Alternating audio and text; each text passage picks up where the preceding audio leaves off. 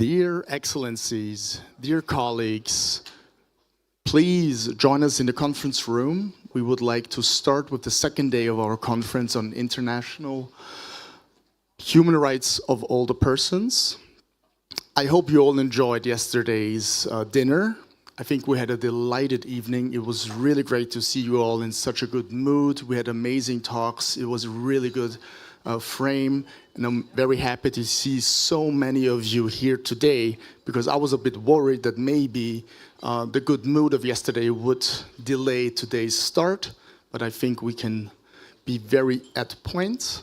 And at this point, I would like to ask my Minister Johannes Rauch, please to join me on the stage to officially open the second day of our conference on human rights of older persons.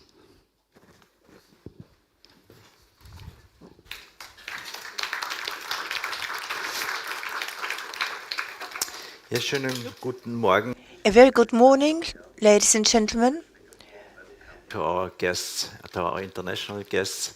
Actually, we are a little bit sorry because the weather isn't so fine in Vienna, but we will have a warm debate here on the stage. Ich freue mich sehr. I'm very happy to welcome you here on the second day of this conference. And I thank you for your understanding yesterday. Unfortunately, I could not attend because from Monday to yesterday, I attended a conference in Brussels, which was the conference of social ministers first and then ministers of health then. And we also tackled very important subjects. The topic of human rights of older persons is of great importance, not just at this conference, but the relevance is also growing in Brussels, because we are discussing quite a list of points that are also connected therewith. So I would like to thank you straight away, all the participants on the panel. And I'm very happy that afterwards we will have a panel discussion. My special thanks go out to the Argentinian embassy and Ambassador Maria Skep, who not only sent us a very inspiring message on video, but is also playing a very important role in the open working group on aging. This open working group, and I had the opportunity during the run-up to look into the details. Where are we in this process? And as Mrs. Malka said, we are at a very important point now, and next year it will enter into a very decisive phase, which is why this conference is so important. And I thank you for participating, because, of course, after all, a conference like this is also sending a signal. We're taking this topic very seriously. We want to get to a positive final. In the working group, we found that there is more statistics data, and we need even more in order to shape policies for older persons and their rights and situations, which is why Austria supports the work of the co-moderator from Portugal and Brazil. Thank you so much for your work, because it is so important to continue and promote this process. I'm particularly happy that both countries have joined us at this conference. We are much aware that it is very important to also then strengthen the access between experts on human rights in Geneva and New York, and we are also very happy to see representatives from both circles at this conference. Our goal is clear.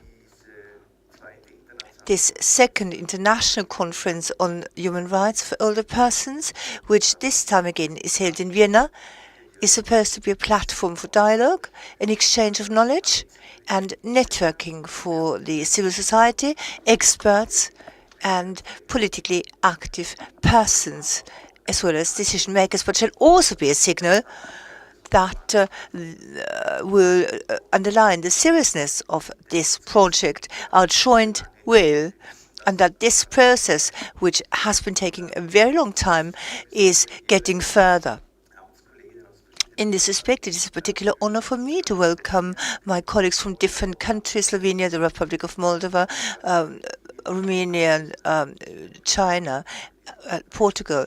And others, and you definitely enrich this conference, and you show that you're taking this topic very seriously.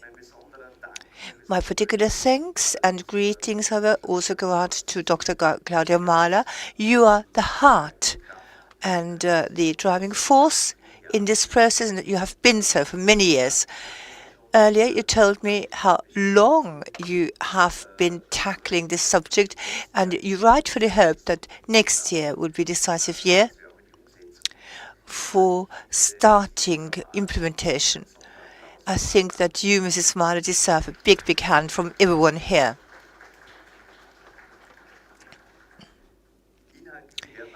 So content-wise, on the panel, we'll have the chance to look into the details. One of the central topics, of course, is that we have a very decentralized protection of human rights of older persons, that we're having a very fragmented picture even within individual states, which is why it is necessary to counteract that.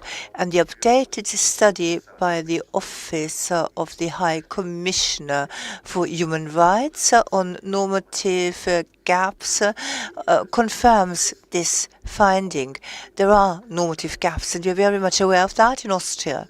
For us, of course, it is an important objective that we can also then share the positive effects that we reach with our partners. I hope that today we will succeed in adopting a joint declaration of this conference, which we will then also bring forward to the next meeting of the open-ended working group in 2024. In this respect, I wish all of us a very successful second day of the conference, many new findings, and most certainly afterwards also a very interesting panel discussion.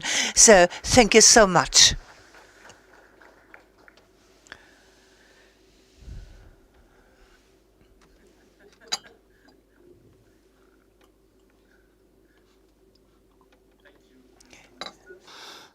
Now I think it is time to call our independent expert on the panel to my side. We are going to start with the first panel of the day, and for this I would like to call as well again my minister, Mr. Rauch, on the podium, Minister Buso, Mr. Maljevac, State Secretary Da Silva. Please join us on the panel. Feel free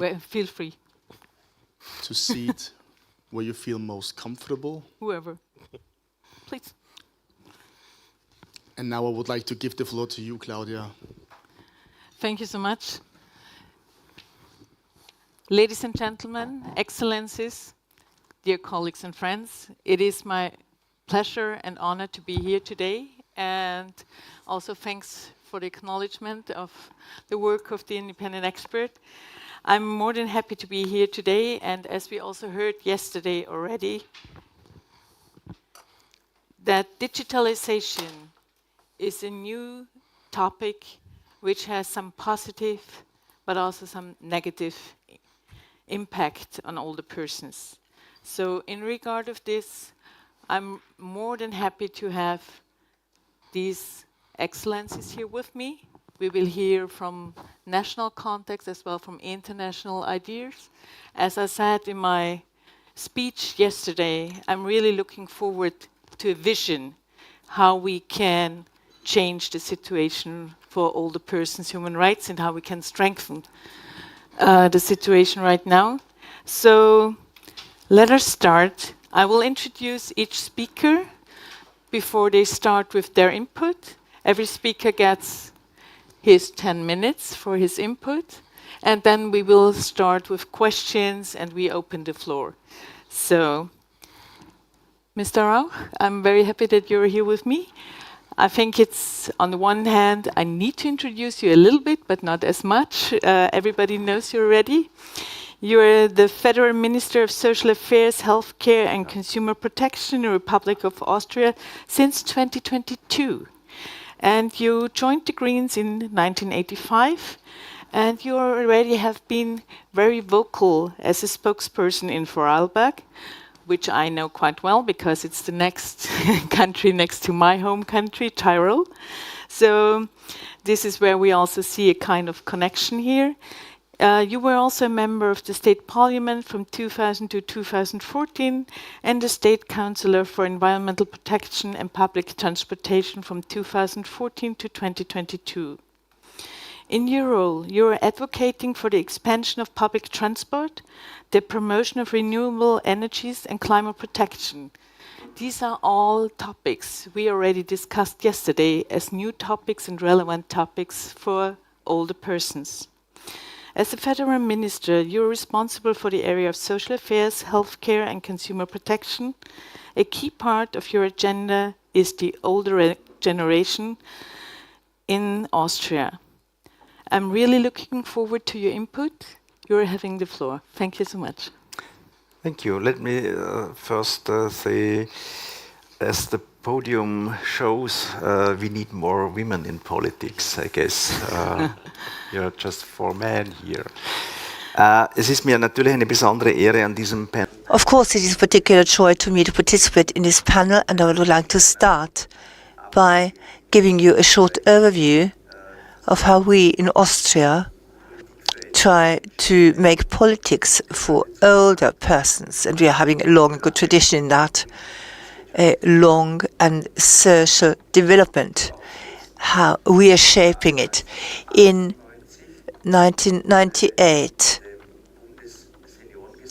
we adopted the Federal Senior Citizens Act, which is the legal basis for defending the interests and representing older persons in Austria.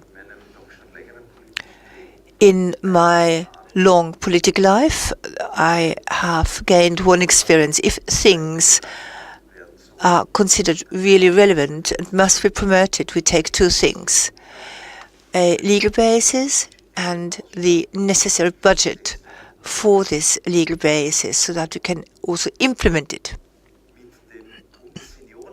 The Federal Plan for Senior Citizens, then, in accordance with national and international guidelines as well as the SDGs, we developed a long-term strategy so that even in times of important technological innovations and economic challenges, we can secure a successful coexistence of generations.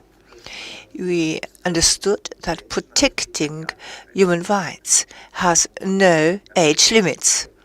And reality, however, also shows us that our systems and strategies must be adjusted. We're living in highly destructive times, in times of very fast and quickly changing needs also of older persons. And in order to live up to that, we need to adjust. The question of self-determination, both in social, economic and also medical affairs, is very central. As you heard yesterday, our legal system in this context is also incomplete, because age alone as a basis for discrimination in international law does not exist, and this fragmentation leaves gaps. In the Open Working Group on Aging, we have now for 13 years been discussing about possible normative gaps. We regularly talk with representatives of civil society, older persons, and how these basic rights can be secured with an adequate standard of living. And what again changed things was COVID-19. The pandemic had a massive impact, of course, on the concernedness of older persons and the rights of older persons. And we had situations where we had to weigh between health, safety, and the possibility to visit patients in homes for the elderly. From today's point of view, at the time it was different because we had to take a fast decision. From today's point of view, I must say, self-critically, that maybe we had exceeded things a bit and that older persons suffered a lot because they couldn't get visits over a long time in homes or their own home even. And this is evident. In a plan for the pandemic, and God help us, there won't be any further, but we have understood that for future pandemics we must adapt. Digitalization, of course, is a transformative power with a whole series of impacts. And here I would like to also give you a positive message, a positive access to digitalization for older persons. It is always said that it is very difficult for older persons, and it is true for part of them. But in many areas, I have now also seen that older persons do have resources to deal with these digital worlds and are also willing to enter them and can tackle them. One very specific example from a primary care center in Austria shows how this can be done. They have now adjusted the complete registration system, medication system, and whatever system to digital. And the first question was, how can older persons do that? And they said that for 90% of the patients, it is no problem. The others also can have it analogously. So please also have the trust in older persons that they can do that, but we must also create a situation where they can do it. This is a normative gap that we need to fill.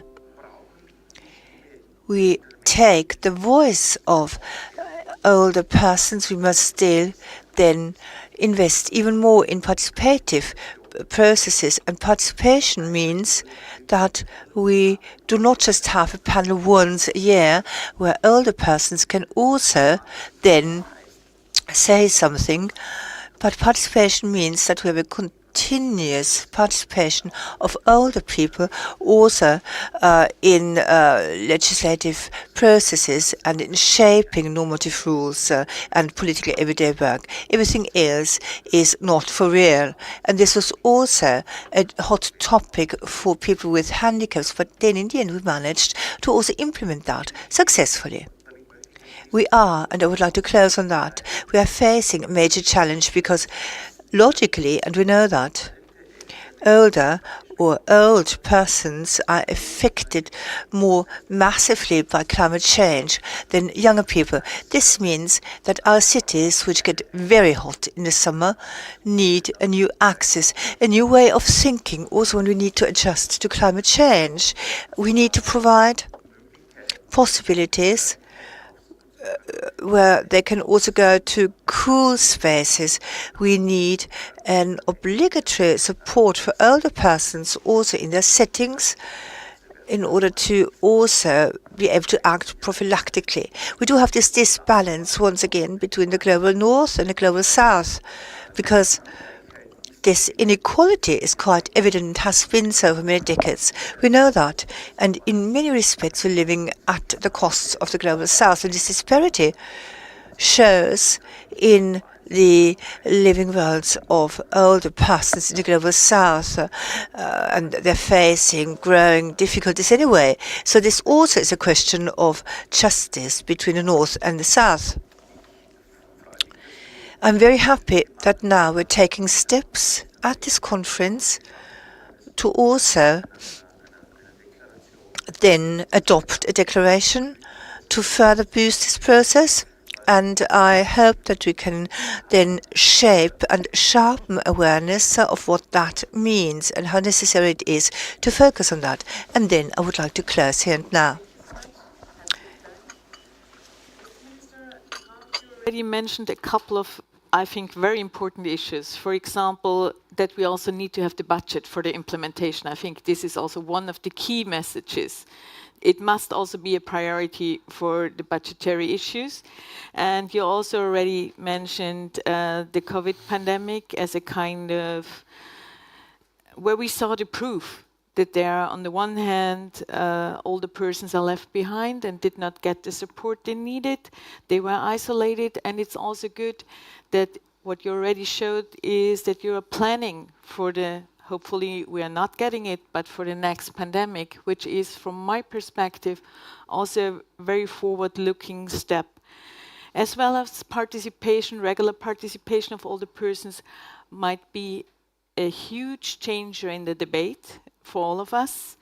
And you also mentioned that we had to change our mindset, which we did also in regard of the improvement and development of CRPD, the Convention on the Rights of Persons with Disabilities. So we also see, and we very often use a parallel approach here as well. And I think there are a couple of steps forwards you already mentioned, and I'm sure that also our other panelists will include a couple of these issues in their presentation. So thank you so much for opening the discussion.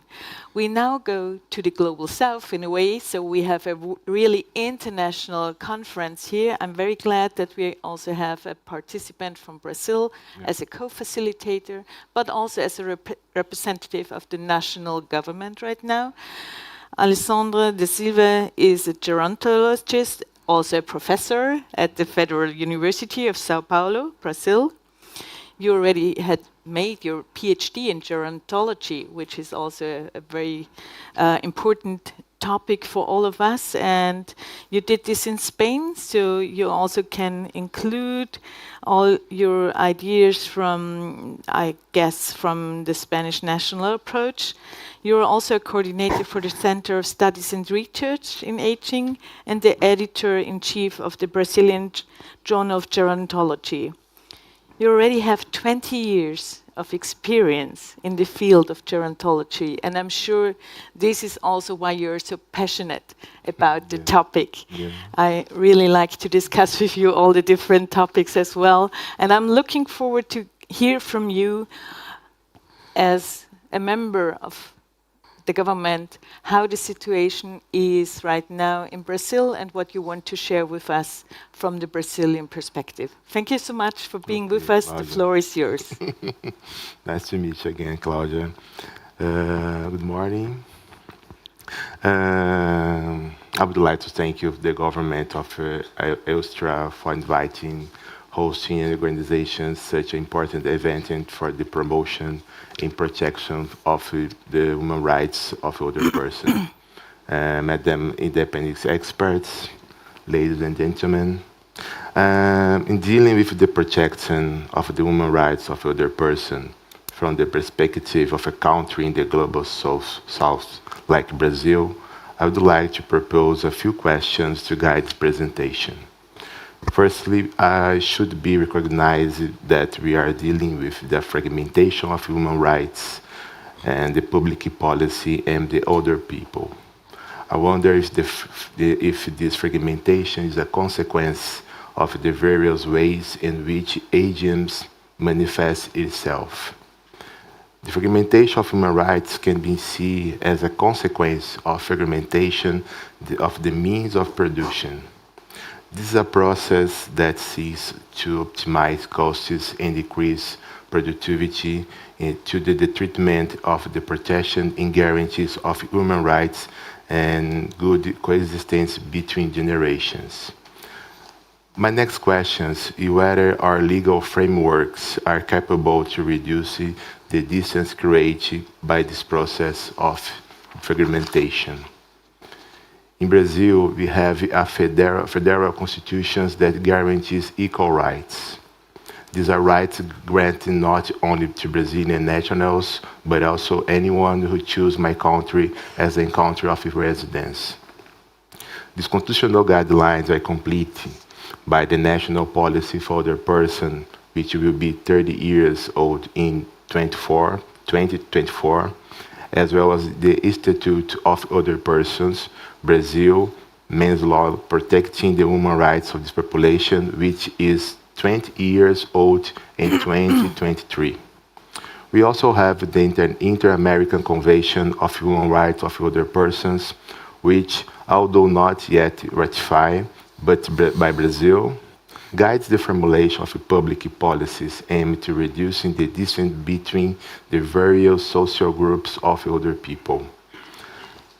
This set of rules has been combined with the Unified Health System, its name is SUS, and Unified Social Assistance System, SUAS, to care for the protected older person in Brazil. In fact, one of the positive results of this combination of roles and public policy is increase in the longevity in Brazil. According to the 2023 population census, there are 32 million older persons in Brazil, which accounts almost 16% of the total population, and is the fastest growing age group in recent decades.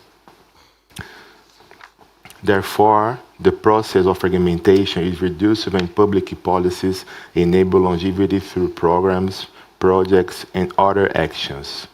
Our work in National Secretariat of Human Rights of Older Persons is to unify aspects of health, social assistance, and social security as a means of maintaining the focus and the public policy on care and prevention, and thus guaranteeing autonomy and independency for the older persons.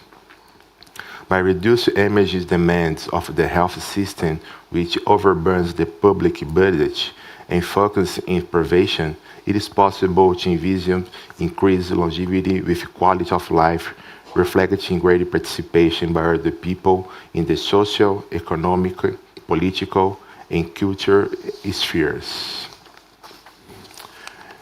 It is also worth asking how the process of unifying the protection and the promotion of older people would take place. For our perspective, unification involves a cross-cutting approach. Ministries such as human rights and citizens, women's affairs, indigenous people, racial equality and labor, and ongoing consultation with civil society, academia, companies, all will focus on the older person, which should be a center of the formulation of such policies, and for this reason, is already the revolutionary moment in history of a country that values its elders. In other words, the transversal approach must have older people as participation decision makers in the formulation of public policies and the implementation of legislative frameworks. Unification also involves the cohesion of laws and regulation, the promotion and protecting of the human rights of older people. In this sense, I would like to point out Brazil's national policy for the older person stipulates in Article 3 the principle and guidelines for the protection of the older person. In our law, therefore, family, society, and states have the obligation to guarantee the right of citizenship, ensuring their participation in society and defending their dignity, well-being, and right for life. Similarly, Article 3 of the Institute of the Older Person, Law 10,741 of October 23, lists their rights, starting with the obligation of the family, the community, the society, and the government to ensure right to life, health, food, education, sports, leisure, work, citizenship, freedom, dignity, respect, family, and community life. It can therefore be that our legislation is in line with the provision of the main regional instrument, the Inter-American Convention on the Promotion of Human Rights of Older Persons, which contains the same elements of rights protections in Article 5, no discrimination and equality, 6, life and dignity, 7, independence and autonomy, 8, participation and humanitarian integration, among the others. Unification involves reinforcing the principle of indivisibility of human rights. Now, I would like to give some examples of initiatives we are promoting in the National Secretariat for the Human Rights of Older People. First, Aging in Territories Program. Creation for training strategy for agents or older people, creation of municipal councils, and training in human rights for older people. Second, Viva Mais Cidadania Program. Qualified listening for specific groups such as native peoples and traditional peoples to identify problems to guide public policies at different levels of government by promoting a good medical treatment, the right to social security, benefits, and the resumption of lifelong learning. is important in Brazil. I would like to take this opportunity to remind you that for countries like Brazil, reducing illiteracy and increased years of schooling for other people is one of the main challenges in promoting citizenship and the social integration, as well as reducing violence against other people. Other project, that Education for Life project, a project in the state of Rio Grande do Norte for the implementation of literacy in new school spaces in the case of people who bedridden or have difficulty walking. Another is Vida Digna em Casa project. It's also the government of Rio Grande do Norte aims to strengthen the state's primary care initiatives and training and reducing the workload of caregivers, who are mostly women aged between 40 and 50 and with dark skin. Digital Citizenship Projects, initiative for literacy in poor communities in the country in order to help reduce violence, hate speech, and spread of fake news. I would also highlight an ongoing call for the proposal for the treatment of older people in traditional communities, which 28 traditional communities benefiting, with the aim to promote action in two areas: solidarity, economic, and health. Also, in the recent launch of call proposals for a course of universal design for older person. This is an unprecedented initiative in Brazil, which aims to disseminate universal design as a process for creating environments, products, services that are accessible to all persons.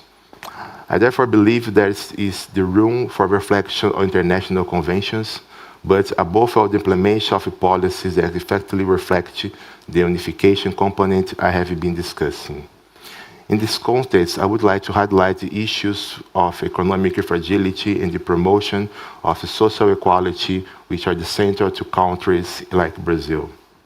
The discussion of digitalization is undoubtedly necessary, but many countries of the global south, it must be brought forward by tackling the challenge of illiteracy and providing the basic education to a considerable portion of the population of older persons. The same is true when we consider the policies of neighborhood countries, which together create common territories for many other people. In this sense, on the way defended, the need for international convention could be interpreted to mean as for a dialogue between countries, the coordination of public policy to support and protect other people. In border regions, we can see a territory as a limited space. It's important to promote cooperation between neighborhood countries in order to minimize overloads to one system or another. Reflecting on the territory is inevitable to think about the actions of companies in these territories. Their influence can be positive by creating jobs, for example, or negative by creating barriers to local producers entering the markets. Consider the UN Decade of Aging and the implementation of the Sustainable Development Goals. It is possible to identify opportunity for jointly defined metrics for matching action based in solidarity economic principles, both inside companies, such as guaranteeing employability, preparing for retirement, protecting human rights and decent work, and outside companies in support services, attracting people, and engaging community activities. From the point of view of companies, tax incentives can be offered when implementing programs. In Brazil, it is possible to allocate part of this income tax due the fund for other persons. With these companies, can participate in programs based implementation of SDGs and other initiatives to promote gender equality and social inclusion related to the protection of other people. Let me close with a brief consideration of facilitation mechanism established by Decision 13-1, an open working group of Asia. The choice of Brazil and Portugal as co-facilitators brings a combination of different Spanish experience and challenges the promotion and protections of the human rights of other persons. We hope that in this difference we can attract and unite member states and civil society and the end to deepening discussion on multilateral treatment of these issues. I reiterate the importance of the participation of the actors involved, in particular the member states, by submitting to answer to the questionnaire circulated by the co-facilitators, whose deadline has been extended to December 8th. Our colleague from Portugal, Minister Jorge Aranda, will go into more detail about the work in the conciliation mechanism in New York. Thank you very much. Thank you so much. Thank you so much, Alexandre, also for highlighting the diversity of all the persons in your country, as well as also the regional diversity in the implementation and in the law as well. And I'm also very glad that you mentioned lifelong learning and the problems we also see here. On the one hand, literacy, on the other hand, digitalization. So it might be also an additional gap in practice. How can we make all the persons fit for the digital world? As you also mentioned, we also need to empower them in a way and give them the skills to do it. Thank you for highlighting this as well, and also for the reminder from member states that you still manage to come up with your answers to the questionnaire, and that deadline was extended to the 8th of December. So thank you so much also for your role as co-facilitator. We are looking forward to hear more in the discussion about the Brazilian projects, which we could really, I think there are a lot of things we can also learn how you facilitate these projects. So now we are going back to Europe, and I'm also delighted that we have our colleague from Slovenia. I'm now checking my thing. Oh, no, we are starting with Moldova, and then we are going to Slovenia. So I jotted it down wrongly. I also just had the chance to visit Moldova. It was a very fruitful discussion there as well. So I'm very glad that you, Mr. Busu, are here. Minister for Labour and Social Protection since 2023 in the Republic of Moldova. You hold a degree on economics and finance from the Academy of Economic Studies. You are also a director of the Center for Partnership for Development and non-governmental organization that promotes social justice and human rights. You have an extensive expertise also in consultancies with different international organizations as well as with the UN, and you dived very deep into very different topics already. So you also support the development strategic documents and policies for the Moldovan government and civil society organizations, which is also key from my perspective, that the participation is a huge issue which needs to be supported.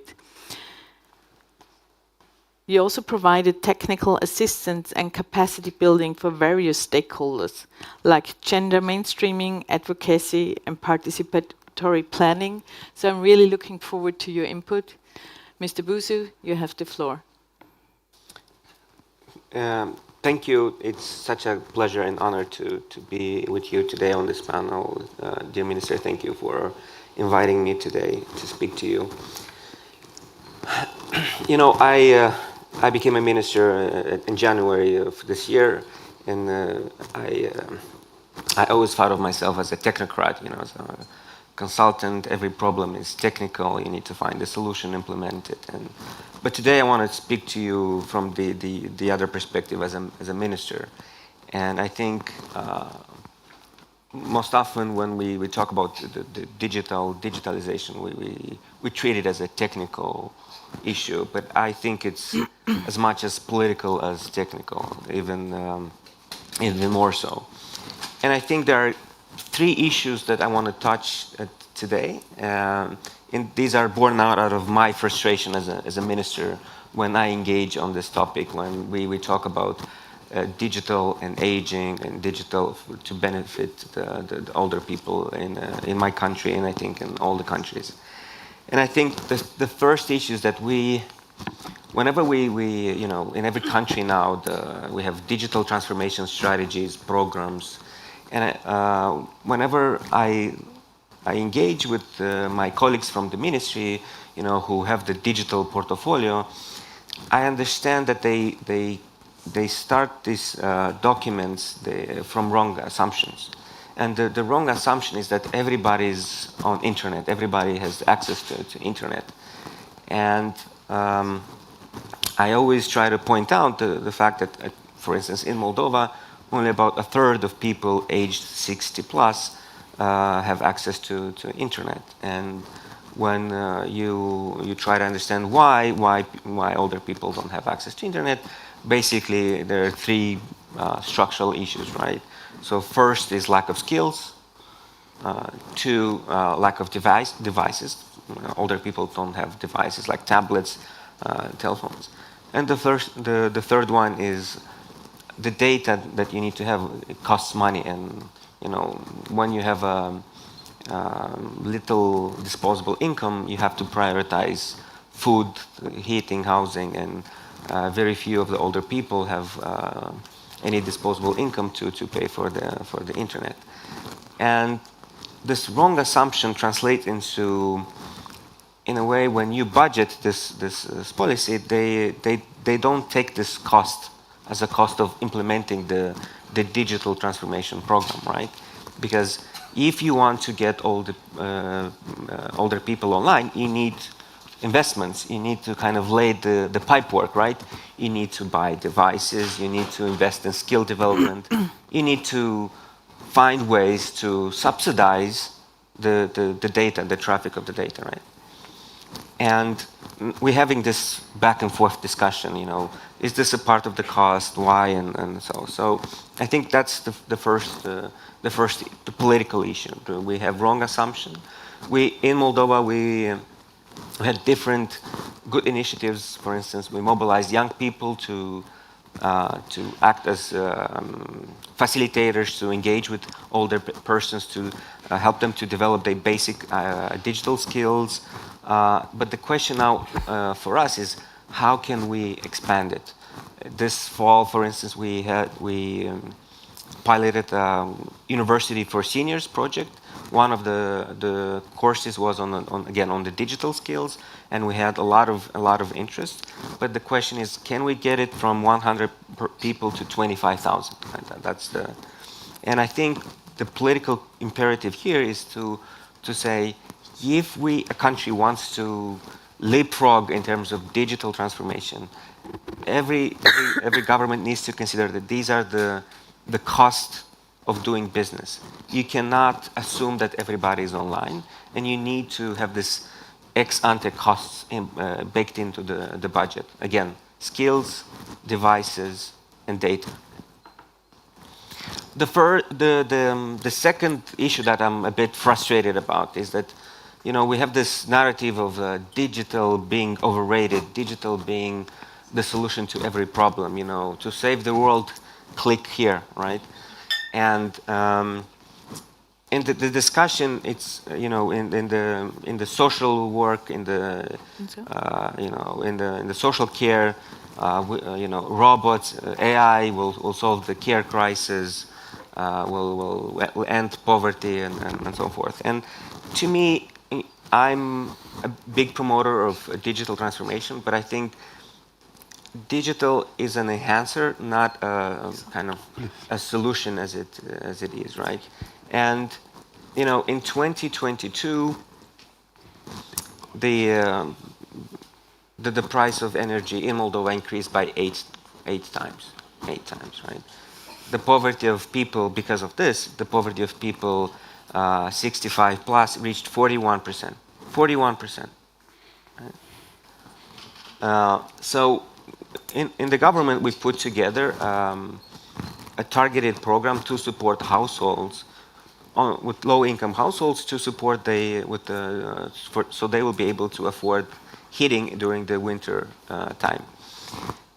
And because of the crisis, we were able to mobilize resources, and we put together this wonderful program. We had access to all the data from private sector, energy suppliers, public sector. It was it's a marvel. It's one of the biggest program in Moldova. It's one of the best programs in Moldova.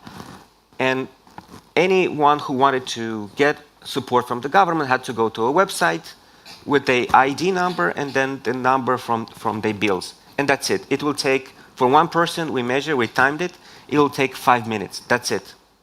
Because all the groundwork was done by us. So we will take all, based on the ID number, we will take the data, we will know, for instance, how much gas did you consume last time, we will have access to your tax account, we know how much taxes you pay, how much benefits you received, everything. So it's perfect, right?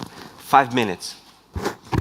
But then, of course, how do you support most vulnerable households who have no internet, no devices, no skills? And of course, we had to mobilize social workers, right, to do this. So in both last year and this year, we had about 40% of all the recipients of this support go to the social worker to register, right? So even though you have this marvelous program, which is like a Rolls-Royce, you still need people on the ground to do the work. Why?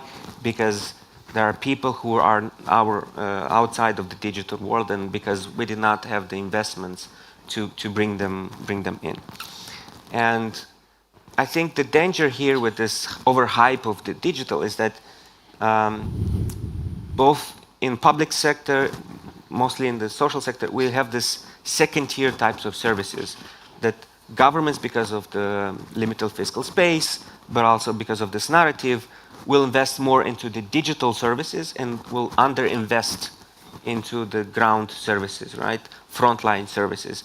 Or more, in a more worst case scenario, they will take the money, the investments from the frontline services to make the investments into the digital. And we cannot let this happen, right? So digital can enhance, can support, it cannot replace. That's very important. And the third issue is about pay. I thought after the pandemic, the one silver lining, the one good thing about the pandemic was that finally everyone will kind of appreciate the value of care. And I said, we won, We were clapping for the frontline workers.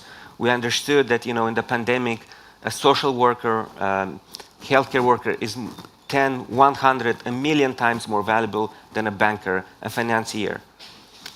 And we said, finally, And then it took, less than 1 year, and then we forgot about this. And in our government, in my ministry, we were saying we need to, in order to implement our digital agenda, we need to create our own entity, our own digital entity within the Ministry of Labor and Social Protection. And of course, the discussion, but we need to have this very convoluted framework because nobody will come to work at the salaries provided by the ministry. We need to create this extra shell company that it will enable us to have very high competitive salaries to attract the best people to help us with the digital. And I was thinking then, we never have the same discussion about the care workers. As a minister, I visit care facilities, and recently I went to this care facility that they support children with disabilities. And as a minister, and I've seen a lot of ugly things in my life, but I would not survive in that center as a care provider for a half a day. I would not survive. And I think of myself as a strong person. But those women, because when we talk about care, it's women, they do this work day in, day out with dignity, with love and care for the beneficiaries, right? And in Moldova, the poverty line is 2,900, right?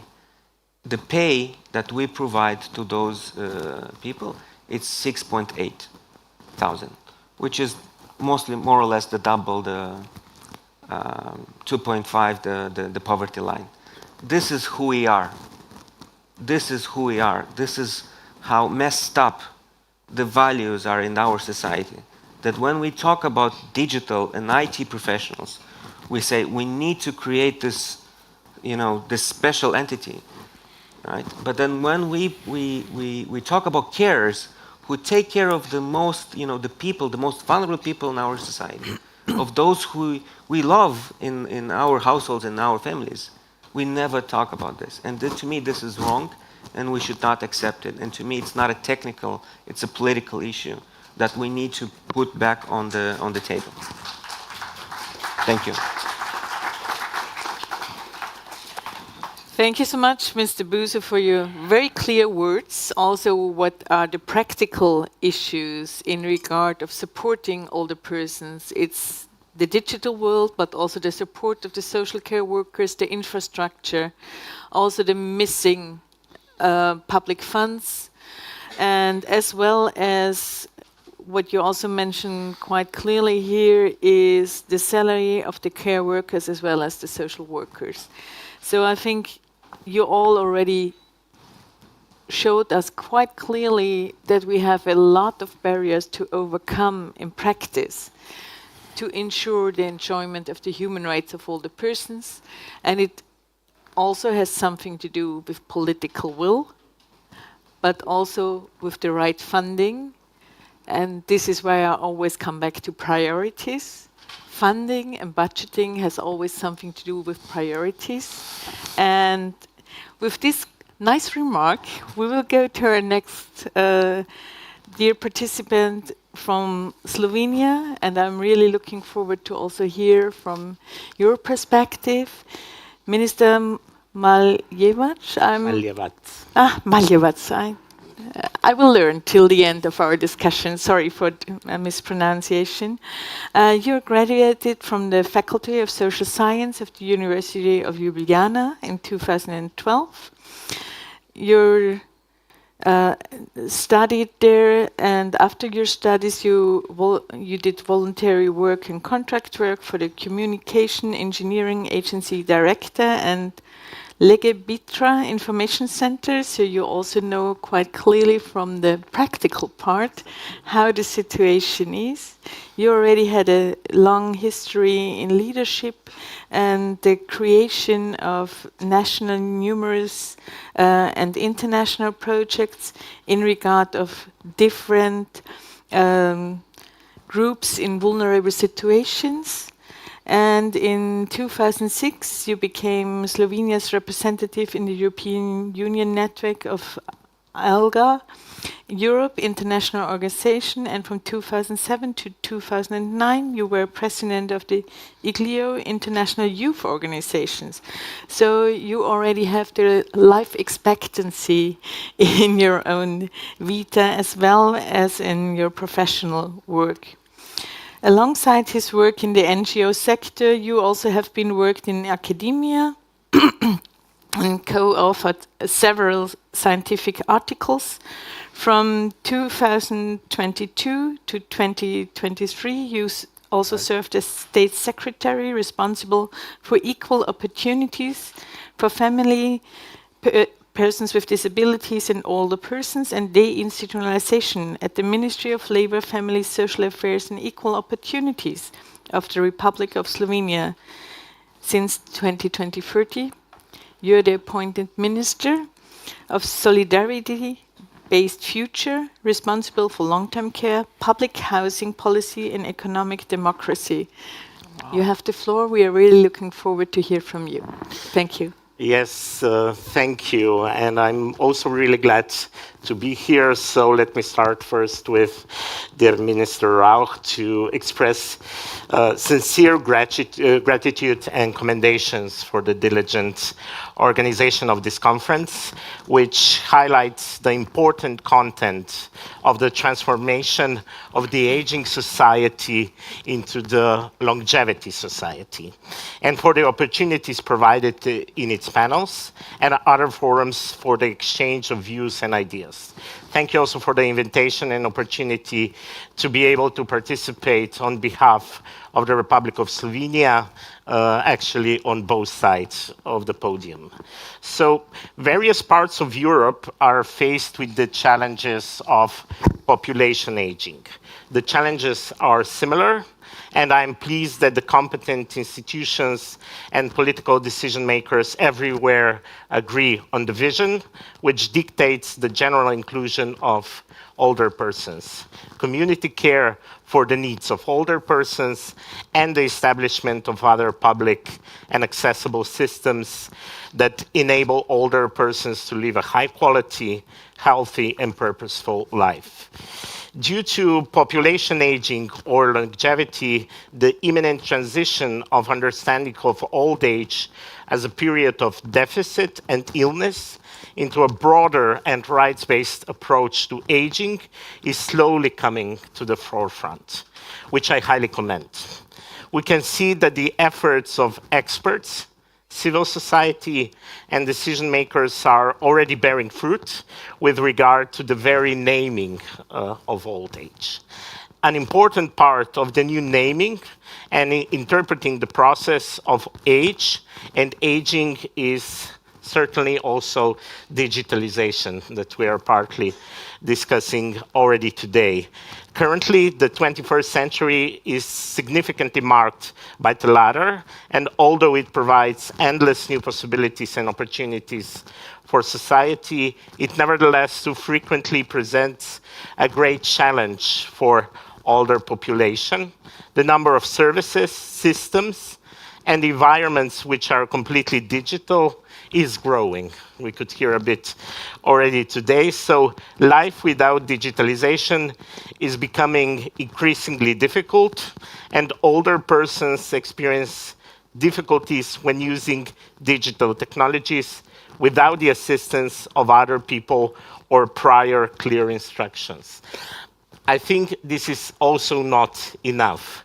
What we are striving is also to always present the alternative. Everything does not need to be digitalized. Not everybody needs to learn it. I think we have to think of the people and give them access to the rights they need on different ways and come to them, and not that they have to learn, that they get the rights that they are entitled to. So the overall ambiguity on the internet in everyday life increases with digitalization, and the internet is becoming an indispensable part of necessarily daily task. The lack of digital skills among older persons thus presents an obstacle in empowered digital engagement, and this hinders its problematic when digital engagement denotes access to basic services that ensure health, social security, survival, welfare, and presents actually a constitutional right to information in the developed countries. In this regard, numerous studies have shown a strong connection between digital and social exclusion, and underlined that such exclusion was particularly prominent among older persons. Not so long ago, we witnessed a disaster of global proportions. We all remember the period during the COVID-19 epidemic and the importance of quarantine in limiting the spread of the disease. We were physically isolated and connected only by means of digital technology. The highlighted challenge of the time was loneliness, and the social exclusion of digitally less skilled people, also older persons, came to the forefront. The internet and digital tools were needed for daily socializing and access actually to the most basic life services. The epidemic has thus affected older persons at two levels, with regard to health and also socially. It underlined the necessity of drafting inclusive policies for older persons. We are fortunate enough to live in a developed and stable part of the world, which is seldom affected by health and other disasters. Nevertheless, the expert public, civil society, and above all, political decision makers are faced with an important task when empowering older persons in the digital world to prevent digitally illiterate older persons being pushed to the fringes of society or any other threatening situation. Digitalization and the access to dignified life that digitalization enables are not the only fields challenging older population. I have highlighted it because in some sense it most graphically displays the direction of the development changes and opportunity of the space and time in which we live. So, dear ladies and gentlemen, I may be the minister with the shortest term here. Actually, we're of the same term. I also began in January as the Slovenian government established the new Ministry of Solidarity-Based Future. That started at the beginning of the year. And our intention was clear: to incorporate fields which require more attention in the new social order nationally and internationally among political priorities. In addition to addressing public housing shortages, one of our top priorities was also the care and human rights of older persons, their health and social security, and as stated in the basic starting point of this conference, the rights of older persons. But not only as an idea, with gratitude from the hard work invested in the project by my colleagues, the experts, public, and also civil society, I report that we succeeded in drafting and adopting an umbrella long-term care act in record time with the utmost urgency and interventional speed. We regulated the long neglected field of care for all who are unable to care for themselves at the systemic level in only 8 months. A person, their level of independence, and the position they have in the community, and their family, regardless of circumstances, were placed at the center of social protection. I'm proud to be able to report about numerous successful projects and programs implemented in Slovenia in these fields, and I look forward also in the continuance to share our experiences and successes, and also the problems we are coming with. So, as an inquisitive student in this esteemed company, I'm also keen to listen to your reports about successful practices in the hands of implementation of the rights of older persons. Aging and longevity are wonderful elements of society. I am pleased that the world is recognizing them and paying them the attention they deserve. I'm particularly excited when I see that in the current rush of rampant popularization of youth, we maintain the understanding that longevity makes us wiser, prudent, and overall better people and community. Or, as stated by the excellent musician and thinker David Bowie, aging is an extraordinary process where you become the person you always should have been. The same applies also to the community, society, and politics. So thank you.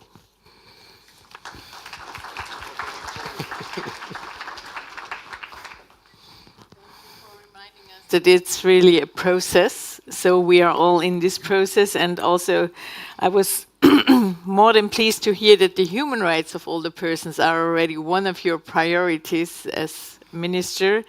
This is, I would say, a new approach, but I'm more than happy to hear about this. And I think you also mentioned that there are still difficulties to overcome to have the access of care. And if I understood you correctly, this is why you took up immediate action to provide older persons with access. And I think it's also a very good human rights-based approach that you already mentioned. We need to have options. We need to have alternatives, that the digital way is not the only way. Support is a good thing, but you still are arguing that we need to have options and that not everybody needs to be made fit for the digital world, if I understood you correctly. So maybe I just start with you. We now are going to some kind of questions. As far as I understood, Slido will be opened for questions of the audience, and we will start with a couple of questions here on the panel. And if you also have questions to the other panelists, let me know, because I think this is also a chance for exchange for all of you to learn from each other and also to maybe make alliances in a couple of new avenues. So you mentioned human rights of older person is one of your priorities. Why you, as a Slovenian minister and the government of Slovenia, is keen on strengthening the human rights of older persons? What are you expecting from this process and procedures? It's the reality we are facing as a society. We're becoming an older society, and this is something that we have to face. And we are not talking about new rights. We are talking about people losing some rights with getting older. And that's what should be the approach. And we are talking about everybody has a right to live its life in dignity and in a way they want themselves. And that's the way we approached also when we adopted this new piece of legislation connected to long-term care. It's based on the individual. So we offer a palette of services, but indeed each individual has the chance to build an individual plan of care. So it's when they're going to be evaluated, a person is going to go to their home, discuss their needs, and create an individual plan of what they want, what they need. So it's not offering a cookie cutter service, but an individual service that works in supporting independence and giving the right to decision to each individual. So I think it's really at the core of how we approach the work we do that is important, and how we look at each other. Each of us should always have the same dignity and same rights. So it's about how we approach the work. Mm-hmm. And Slovenia is also a huge supporter in the UN as well to make older persons more visible. We have different avenues where we see that older persons are not that visible in the UN, for example, in the SDGs or in the Summit of the Future, and there are a couple of other processes where older persons are not included. And Mr. Rauch, you already mentioned the Sustainable Development Goals in your speech. Would you be so kind and elaborate for us, how does Austria specifically integrate the principle of the Sustainable Development Goals into its strategies to protect the human rights of older persons, and especially also in taking into account the challenges and opportunities that digitalization offer to improve the living conditions of older persons, and also how does digitalization and the link to the SDGs promote the participation of older persons in society? Okay, let me start with one question mentioned from the audience to both of us. This question is, will work we together to support the convention at the European level? I guess we can do, sure. But we are in front of elections to the European Parliament next year. And maybe after these elections, European is completely changed, because we have a very, very hard draft to the far-right parties. And yeah, we will do. And I also want to say, Minister Buzu, I hope Moldova will become a member of the European Union. And let me say why. It's very important for your country, because you are on the borderline between the Western way of life, the European way of life, and the Russian aggression. And we have to support you to get a member of the European Union. Otherwise, we haven't the future as the European Union. Let me say it very clear. Thank you. We are in a position. Next year, sorry about this off-topic talking. No problem.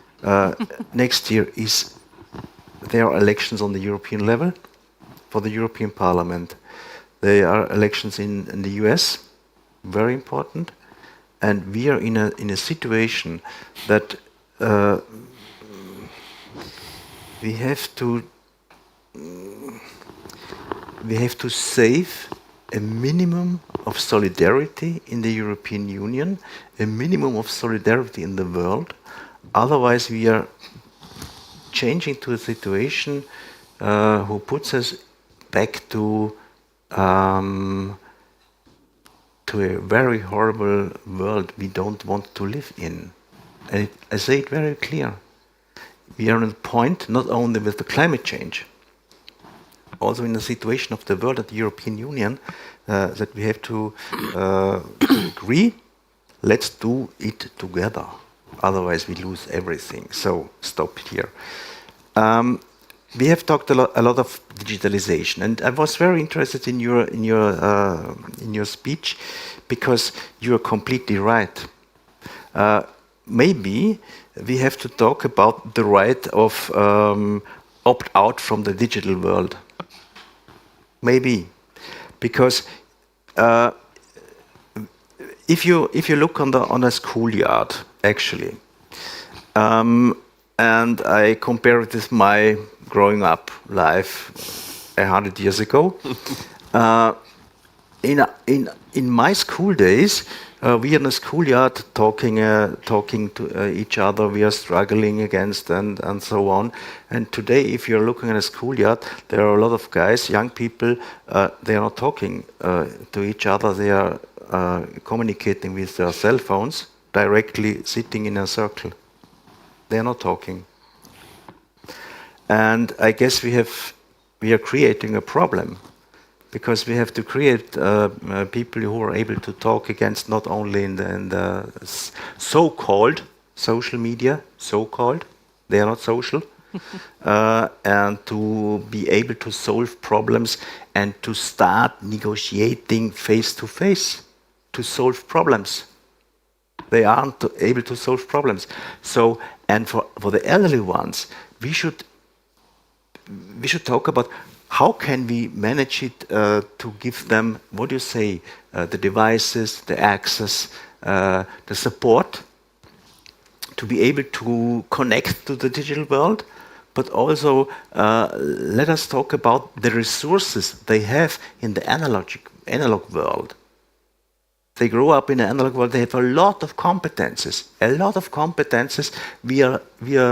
We lose actually. So, sorry about the SDGs. No another problem. topic. No problem. But it's very important that we should have a kind of debate on this on this panel. I encouraged you. Yeah. Maybe this was the mistake. That's the way why it's so important to talk about a convention. And to talk about what deficits we have in our legal system. So, once more, if you haven't a legal system, a law, and the money, you aren't able to solve the problems. So let me stop here. Perfect. We already have a couple of hands in the audience as well. Do we have a mic for the people in the audience? Thank you. There's one, and then the second, and then I start with my own questions again. No problem here. Thank you so much. I'm Ken Bluestone from Age International, and I think my question is going to reflect a bit of what's also been mentioned on Slido. I'd like to begin just by congratulating the Austrian government for bringing us all here together and for having these panels with government ministers and leaders. It's so important, and I'd like to pick up on the remarks made by Minister Buzu about addressing a question to the whole panel regarding the need to shift our gaze from the technical arguments to political decisions. We've heard already in this conference that older people's rights need to be better protected for all people across the globe, that the international human rights system is a living process that is improved through the better articulation of human rights in successive human rights conventions, and here in this panel that our response to digitalization is a part of the process of the realization of the human rights for older persons. But we already have the technical evidence regarding the need for a convention after a decade of reports and submissions to the Open-Ended Working Group and the Human Rights Council, by the independent expert and other experts, by the UN bodies, older persons themselves, civil society organizations, NHRIs, and yourselves as member states. So this is not a technical question. The decision to start drafting a convention is a political one. So you are a panel of ministers and government representatives. What do you need for your governments to take a political decision to create a convention on the rights of older persons? I understood you're addressing everybody here in the panel. Thank you, Ken. Who wants to take the question? What do your governments need to support or change into the political will to go forward and start drafting? If I can try to answer this. So, about, I think, 3 weeks ago, I went to New York, and there was this high-level discussion about taxing and SDGs, and we were discussing about this. And then I came back, and then I think after the next week there was a vote about this UN Convention on taxing, and then I've learned that my government abstained from the or voted no, actually. So I think this just to show that sometimes within the government we don't talk to each other, and then in our government the labor issues are kind of are in my portfolio, but the pay in public sector, it's within the Ministry of Finance. They took it because, of course, including if they will see the speech that I've made today, they don't trust the Ministry of Labor to set the wages in the public sector. So I think I think we're preaching here to the converted. I think we all agree that there needs to be an strong international instrument to claim and reclaim the rights of older people. But I think we need to be able to advocate, this within the government, to talk to the Ministry of Foreign Affairs and Ministry of Finance. And I'll do that work, and I'll take this. When I came into the government, my colleagues from civil society came me with the position papers that it's like, now the job. So I know that we need to take responsibility, and I do. And we'll talk internally. But I think my personal, as a minister, I definitely support this. We need to do this. Yep.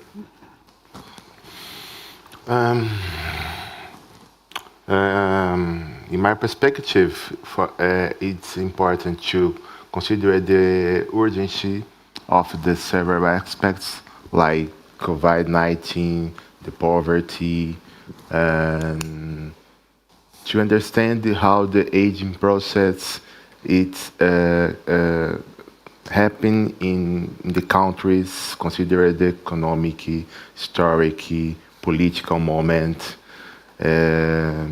understand how the countries create our own programs and normative documents, normative frameworks. So for me, it's a time to get diagnostics and more conversation, understand more about how we can to create opportunities, create a line connection, not overload for some country, another for one. For example, we have in Brazil, in the north, Venezuela. In these aspects, we need to understand how we can to create a good condition for four groups. Venezuelan indigenous, Venezuelan elders, persons, in residence in Brazil, indigenous, residential in Brazil, not indigenous. We have a cultural difference, but the same aspects to guarantee the human rights, for health, for social protection, previdential, pension. So it's complicated. In these aspects, in one part of the world, imagine if we have the earth to create international convention. So it's necessary to talk more, like we done in this moment. Thank you so much. There's another question. Thank you very much for this great conference and discussion. Christoph Joel from Research Institute Digital Human Rights Center here from Vienna, Austria. I have a question to actually all the panel regarding the role and the responsibility of high-level political communication regarding the matter of inclusion, or as you said, this right to opt out, right? And I just would like to address an example that you know what I understand with that.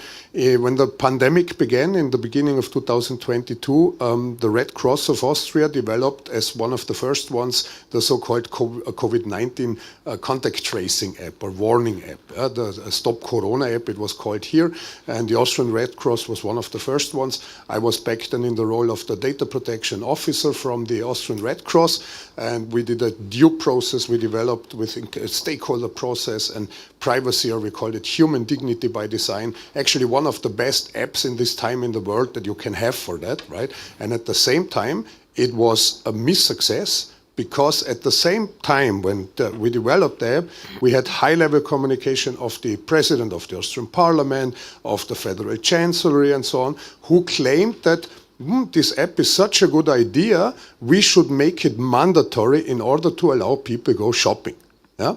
And the problem was we made an impact assessment. The Red Cross, we published this even without the legal enforcement, so we addressed this problem, and even in a parliamentary hearing as Red Cross, we said if that would happen, if politics would make that mandatory, we would shut down the app, right? Because there cannot be, that was especially for elderly people, and I was really wondering if on a high level of ministry and politicians' communication, it would be possible to establish more sensitivity for an impact assessment-driven approach, maybe, not just human rights-based approach, right?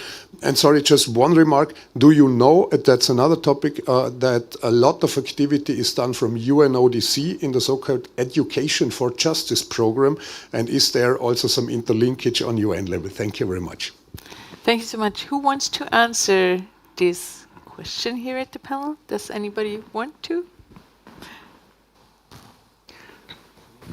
Sure, if you want to. Maybe I can start. Yes, definitely. I think we should always come from the experience of people.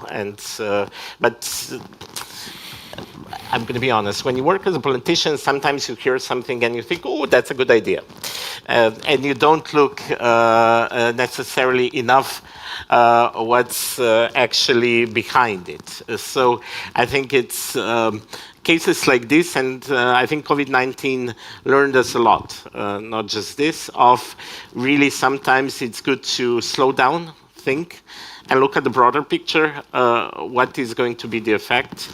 For example, also the isolation of older people, older persons who are in care homes. It's the same, you know, it was a split decision, but nobody thought at that moment what it's going to be the long-term effect. So it's, I agree with you, it's one of the aspects that we always should keep in mind when we are developing policies. Thank you so much. I already see that we are running out of time, so we have a lot of questions still in the audience. Mr. Rauch, you also wanted to add some? Okay, then we take two more questions from the audience. I see one hand there and one hand in the back. Matthias und Schwanflügel from Germany. Mr. Rauch, I want to pick up Ken Bluestone's question about the open-ended working group on aging and what member states like you can do. Mr. Rauch, you talked about the lessons learned regarding COVID-19, and you said that, well, it showed the strength of older people as well, even though there were many problems.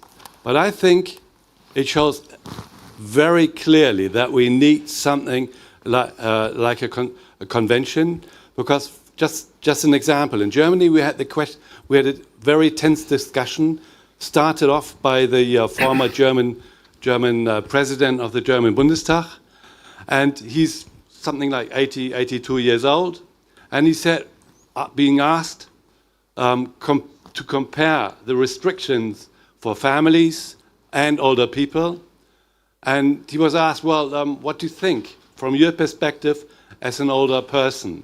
And he said, well, I, as an older person, I've lived my life, 80 years, 82 years. So if I die of COVID, and other families, young families, can live better, then it's okay for me. And he says, regarding the German constitution, the rights, the constitutional rights are limited by each other, except dignity, human dignity. But then he said, well, we all have to die. I think this discussion shows that in some perspectives, on the legal level as well, life has different weights. And that shows that I think the German constitution has to be added by age, and it shows very clearly that we need something like a convention. And I think this discussion is a door opener for having a convention. Thank you. Thank you so much. We also take the question in the back, and then I give every panelist a chance for last words, and then we need to have a break. Go ahead. Thank you very much. It's a question which links to the situation around opt-out and digitalization. It seems to me that there's a risk in technology-enabled care, maybe even like the one we heard about yesterday, LEQ, of having diminishing amounts of human interaction and support for those people who have such technology in their accommodation. But maybe not all people, not all older people want to have such technology in their houses, or they see technology as not reducing isolation and loneliness because it means there will be less human interaction and less care from humans, but more care from technology. Can such developments be more inclusive of older people's perspectives in design, in development and co-production before the technology is actually developed? How can that be enabled? Thank you. Thank you so much. This is also a question of universal design, I would say, to include all the person in the design. So, as I said, I give everybody a chance for last words. You can also answer one of the questions as well of the Slido. Maybe we start on my left now, Mr. Buse. I think it's important to mention once again that, the opt-out, question is from the individual. What I'm saying is that sometimes in the government, in the Ministry of Finance, other line ministries, there's this idea that digital will be the norm, and then the analog will have to disappear. And it's not only because of the hype that I mentioned, but and I think in most of the governments, we face significant fiscal pressures, both from the kind of aging of the society, the shocks, the multiple shocks. And I think the risk that I see now is that there will be this vicious cycle, right? That the digital will take over, it will be faster, cheaper, better, and then the analog services that cannot be digitized, they will be of worse quality, and then will be discredited and say, see, we need to move to the digital. So we need to have this political discussion to say, yes, the opt-out, and then the idea that we need to provide alternatives. That one, there's a issue of access, but also an issue of rights and willingness, that I don't want to, I want to go to interact with the public, with the government when I claim my pension, even though I can do this from home. So that's the discussion that we need to win in a way. Thank you so much. Mr. De Silva. Okay. First of all, I'd like to thank you the opportunity, and thank you in all members here. 2 points that I'd like to put in this conversation is the importance how that we can to decrease the difference and the other groups in the same territories. When we can to decrease the difference, we create a space for everyone. Is a good strategy when thinking Brazil, for example. I told we have 32 million of elder persons, and another, the majority party getting older. It's necessary to guarantee the opportunity to getting older.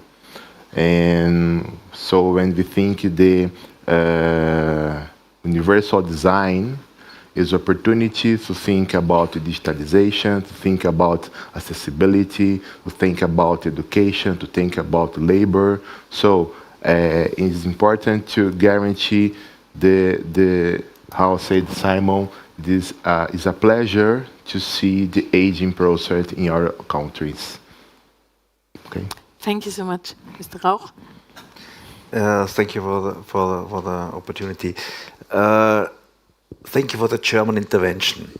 It's very important because we have actually a debate in Austria. What shall we put to our constitution? And we have a debate, should we add our constitution with the right for pay cash money? But we didn't have a debate what shall we do in the future with our elderly people. And we have one central debate in the European Union. And it's the debate between the Ministers of Finance and the Ministers for Social Affairs. And the debate is, how should we run the fiscal rules in the future? And it's an essential debate because at least it's money what makes the world go round, also in the politics. And if we aren't able, as a member state, as a society, to talk about that investments in social systems, health systems, care, are not only costs, they are investments.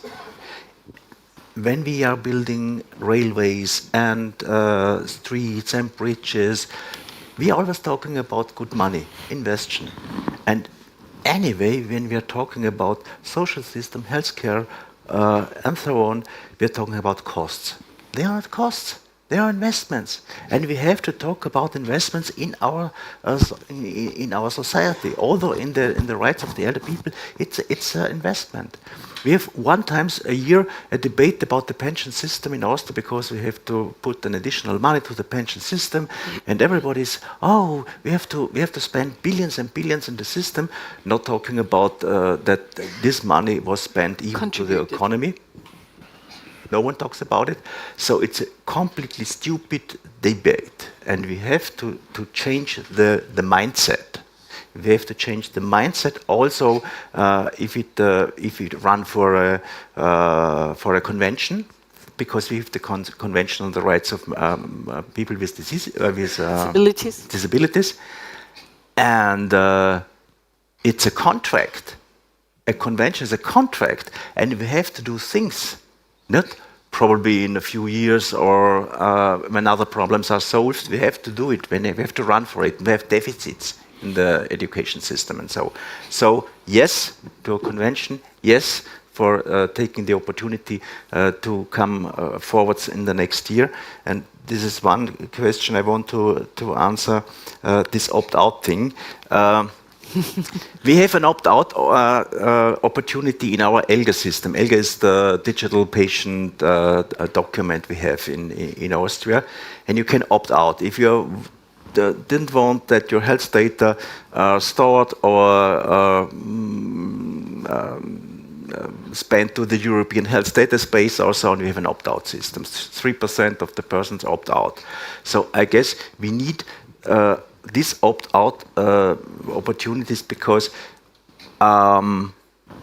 it's a kind of let me say how I want to live. It's my choice. I want to choose. Maybe I won't be in, maybe I won't be out, maybe I come back, maybe not. It's my way of life, and there are so many different way of lives. That not only a digital way of life, it's also another analog way of life, or to state in another way.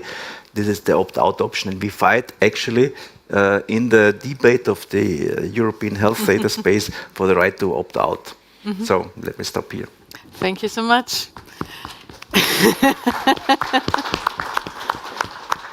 And I'm sure we're also getting a big round of applause after our last speaker. Thank you so much. Yes, thank you. I won't be so long. I always say that we have to face the reality. We are becoming an older society, and I think we all like to brag that we live in a social state.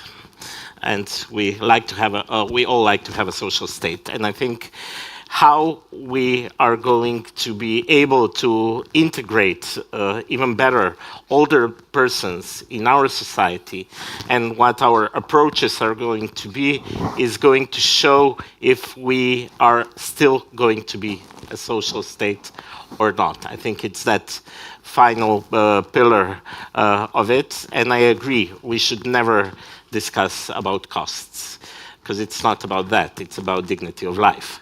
And when you talk about dignity of life, you should never even consider it remotely connected to the discussion about costs. So, and I agree when we talk about UN Convention that it is a political debate and a political decision.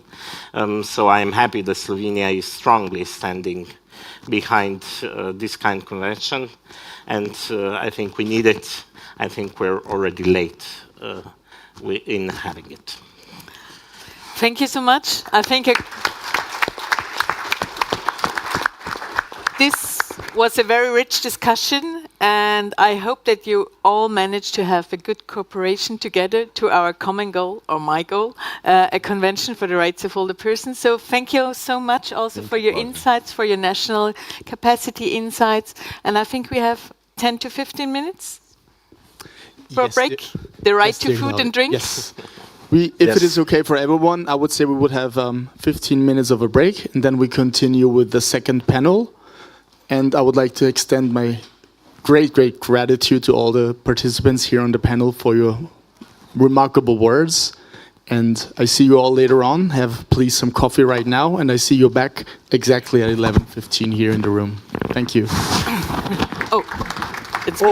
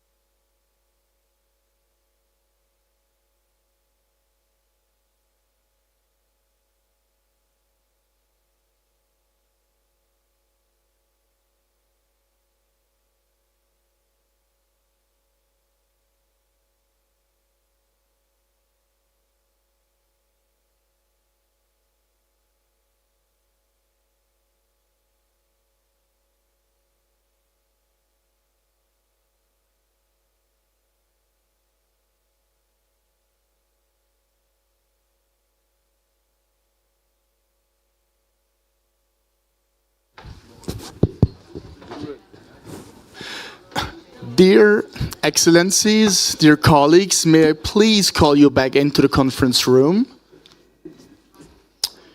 We're going to proceed with the second part of the political panel today.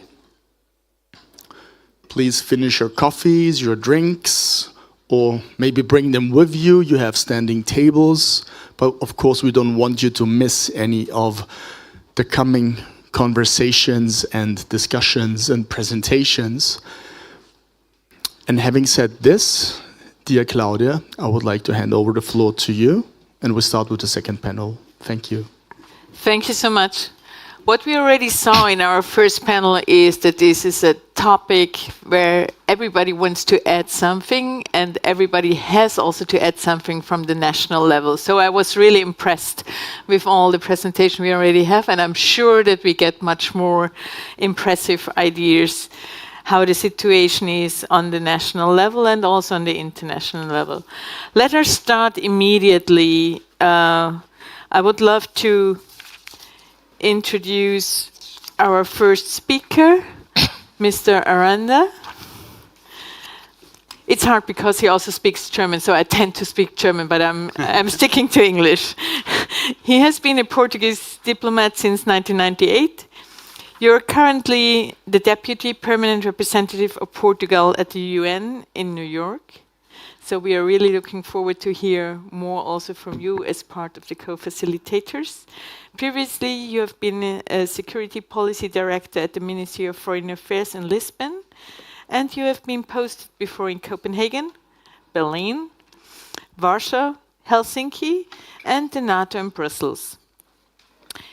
You were appointed as a diplomatic advisor to the Prime Minister, to the Secretary of State for European Affairs, and to the Secretary of State for National Defense in different Portuguese governments.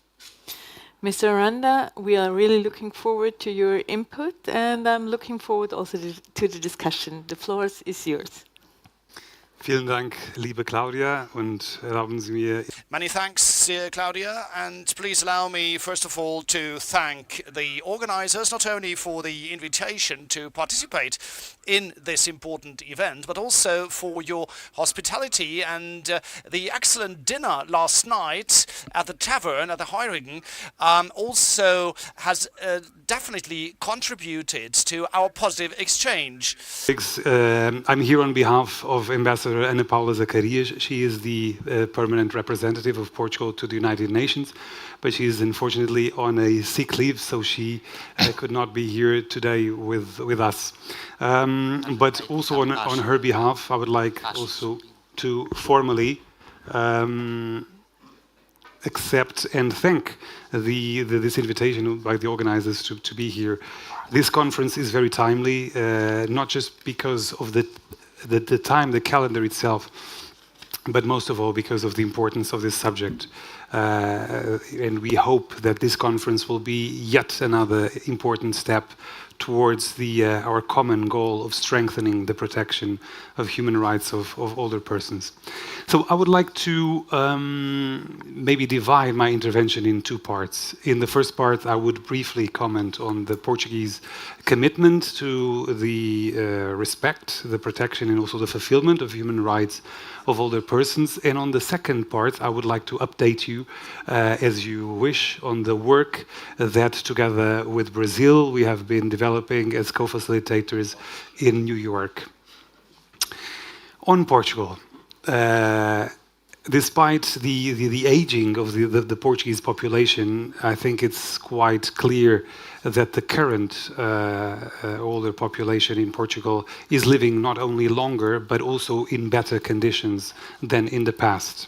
Because developments in social protection and health of the older persons, resulting from policy measures, new instruments, new legislation, have increased the safety and also the health of these older persons. One of the things was the adjustment that the Portuguese government made in the pension systems to make it in line with demographic changes and also with labor market conditions. And this has created conditions for a more active and healthy aging. We have also embraced opportunities and challenges related to aging of our population through a greater and better cooperation between government and social solidarity institutions. You mentioned me being a diplomatic advisor to our State Secretary for European Affairs, and while I was in this function, I had the great privilege to participate in the constitution of our National Commission for Human Rights. It is our national human rights institution. And one of the things that we decided we would have from the beginning would be common meetings of this interministerial body, always with civil society. And it has been really, since then, and it's almost 20 years ago that this commission was created, it has been a pleasure, but also a very fruitful cooperation, this engagement with civil society, advocacy groups, including the ones on the human rights of older persons. Portugal has also been highly committed internationally on mainstreaming this approach to aging, and this is why we welcomed in September 2017 the Conference of Ministers of the United Nations Economic Commission for Europe, which has resulted in the Lisbon Declaration. 2017 is also for Europe a very important year because it was the year where the European Union announced the European Pillar on Social Rights. And then in 2021, during the Portuguese presidency of the Council of the European Union, we had a plan of action to implement this European Pillar on Social Rights. And we organized in Portugal, in Porto, which is the second biggest city, a social summit. Now, the European Pillar on Social Rights is not just on aging and older persons, but it has very important components, not just on the pensions, but also on the employment of older people, on lifelong training, and also on health and long-term care. Many challenges remain, however, in order to achieve this common objective of realizing the human rights of older persons. And we know that they are still among the most vulnerable groups. They are especially vulnerable to neglect, but also to abuse and violence. And we know that more needs to be done to put an end to these inequalities and also to empower older persons. Obviously, aging is not a characteristic just of Portugal. It's among the demographic trends here in Europe, and this poses a challenge to our societies with implication in many dimensions. But it is also a factor of new opportunities, and we should not lose sight of this. In Portugal, we have been also implementing new ways of promoting this active and healthy aging. In September this year, the government, through the Social Security Institute, has created a program to finance projects, innovative projects, to implement such objective. Now, we have witnessed how COVID-19 has also disproportionately affected older persons, and we also, throughout our discussions, both yesterday and today, we have been also dwelling into the digital implications. We are indeed, going towards an even closer, connected and digital society, but this represents to older people an important challenge. You, Claudia, mentioned in your keynote speech that it's not just a question of literacy, it's also a question of access, of connectivity. Yesterday we had also here, for instance, Sabine Springer from the agency here in Vienna telling us about our project in Portugal, how we can, within our strategy for digitalizing public services, also address the older persons. And this is something very present in that project. But we also heard here Madeleine Müller referring to artificial intelligence and how this has to be also for older persons in mind, based on a human-centric approach. Now, This is why ageism and discrimination against older persons is at the core of our concerns, and this is why it's also in the center of our objective of having an international legally binding instrument in this regard. And we will do our best in New York, but also in Geneva, and I'm sure also here in Vienna. And I recognize here in Vienna the ambassador of Portugal to the Austrian government. Also, Vienna is a UN city, and in that sense, we will continue our commitment also here. Now, on the second part, and very briefly on the work that we have been undergoing together with Brazil as co-facilitators, we already, Secretary Alexandre da Silva already mentioned the ongoing process that we are in. I would like to tell you a little bit about the 3 briefings which we have organized and which we think already shed some light on the current status of this process. We held one first briefing in July. It was very important because we received the perspective of experts on older persons and also on existing international framework on human rights. So we counted among those participants, besides you, Claudia, we had also representatives of human rights treaty bodies and also of regional instruments of human rights for older persons. Then in September, we had a second briefing, and there we managed to compose a panel of senior UN officials, United Nations officials, spanning from the Department of Economic and Social Affairs through the World Health Organization, all the way to the offices of the High Commissioners for Human Rights and Refugees, and also obviously the UN Development, the Coordination Office. They shared expertise on older persons and also on the existing international framework.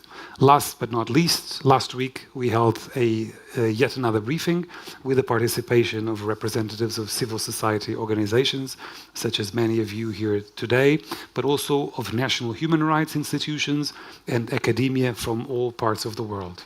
They also brought, which is very important, the national perspectives to this debate. So, now that we have organized these 3 briefings, we will set the stage for negotiating the outcome document of this process. This was also complemented by a questionnaire, which Secretary da Silva already alluded to. This aims at facilitating the consideration of the existing international framework and the identification of possible gaps. So once we have all the answers, and please do answer them, as you already mentioned, the deadline was extended until 8th of January. We will then have 8th of December. We have still a week to go. Thank you for that. Then with all these answers in our power, we'll have then elements to then draft what can be the first version of this outcome document towards March 2024, a negotiation of this process. We look forward to your answers, and obviously I also look forward to your questions in the Q&A debate. Thank you once again. Thank you so much, Mr. Miranda. I think this was really the national level, the European Union level, and the international level, and you highlighted several very good programs as well. I'm also very grateful that you mentioned the social pillar, which does not only focus on older persons, but from my perspective, we also miss a couple of pillars in the European Union which really focus on older persons directly. So thank you also for mentioning this as well, and also for highlighting the national perspective. I was very impressed also on the National Commission on Human Rights, where you already have included the participation of civil society organizations which focus on older persons there. This is very impressive, and also for giving us an overview once again where we stand with the co-facilitators' work.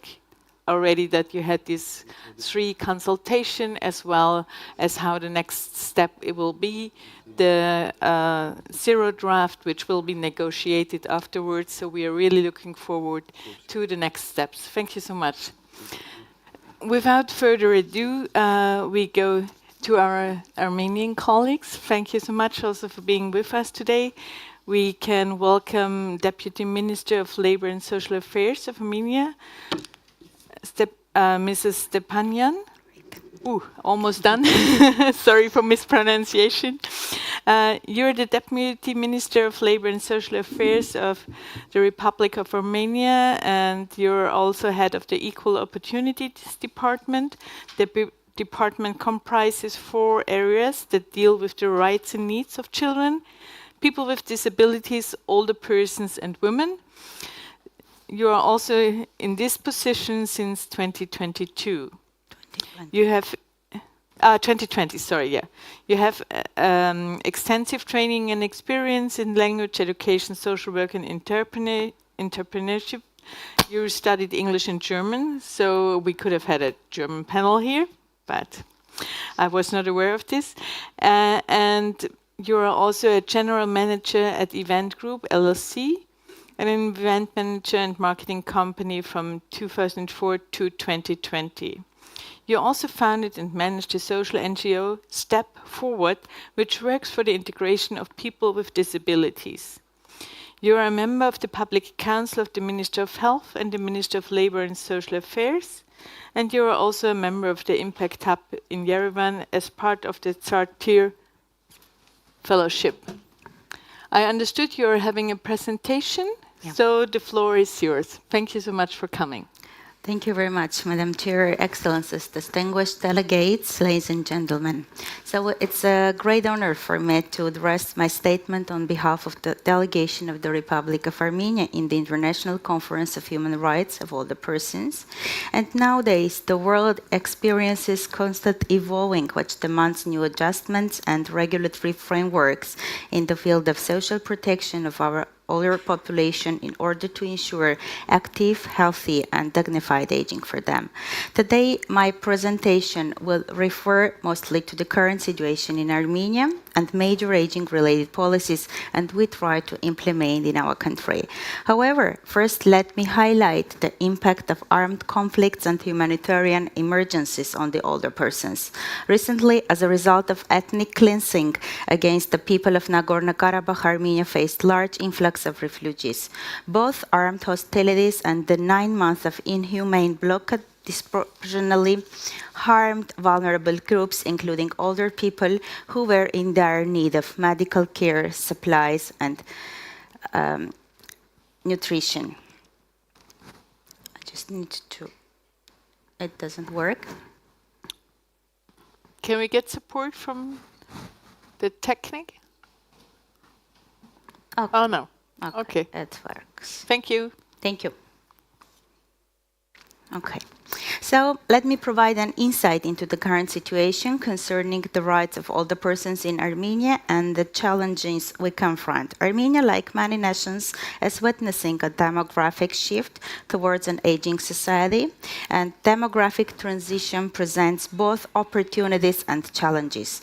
So the demographic landscape that you can see here of Armenia is undergoing a profound transformation towards an aging society, shaped by critical preconditions that intricately interconnect and redefine our societal structure.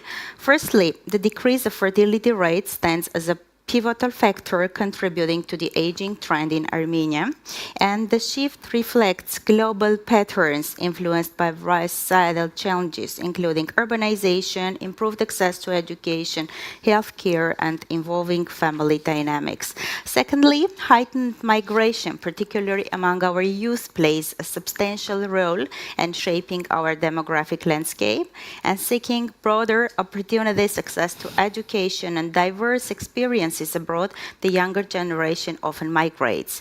And lastly, the noteworthy increase in the life expectancy stands as a hallmark of progress, stemming from advancements of healthcare, better living conditions, and improved access to medical services. Longer life expectancy significantly successes, but also necessitates the recalibration of societal structure and support system to accommodation of growing population of older individuals. So you may see the changing structure of our population with a growing proportion of older individuals compared to the working age population. Notably, as we dive deeper into the demographic shifts, it's evident that Armenia is experiencing a transformation towards an aging population and significantly impacts our labor market. The changing structure of our population with a growing proportion of older individuals compared to the working age population has profound implications for our society. The dependency ratio is on the rise, and the shift poses challenges to our labor market, economic sustainability, and social support systems. And for sure, this is a critical movement, a second demographic window of opportunities that demands urgent and comprehensive policy interventions. Harnessing this pivotal moment effectively requires multifaceted policies addressing healthcare, social protection, employment opportunities, and education.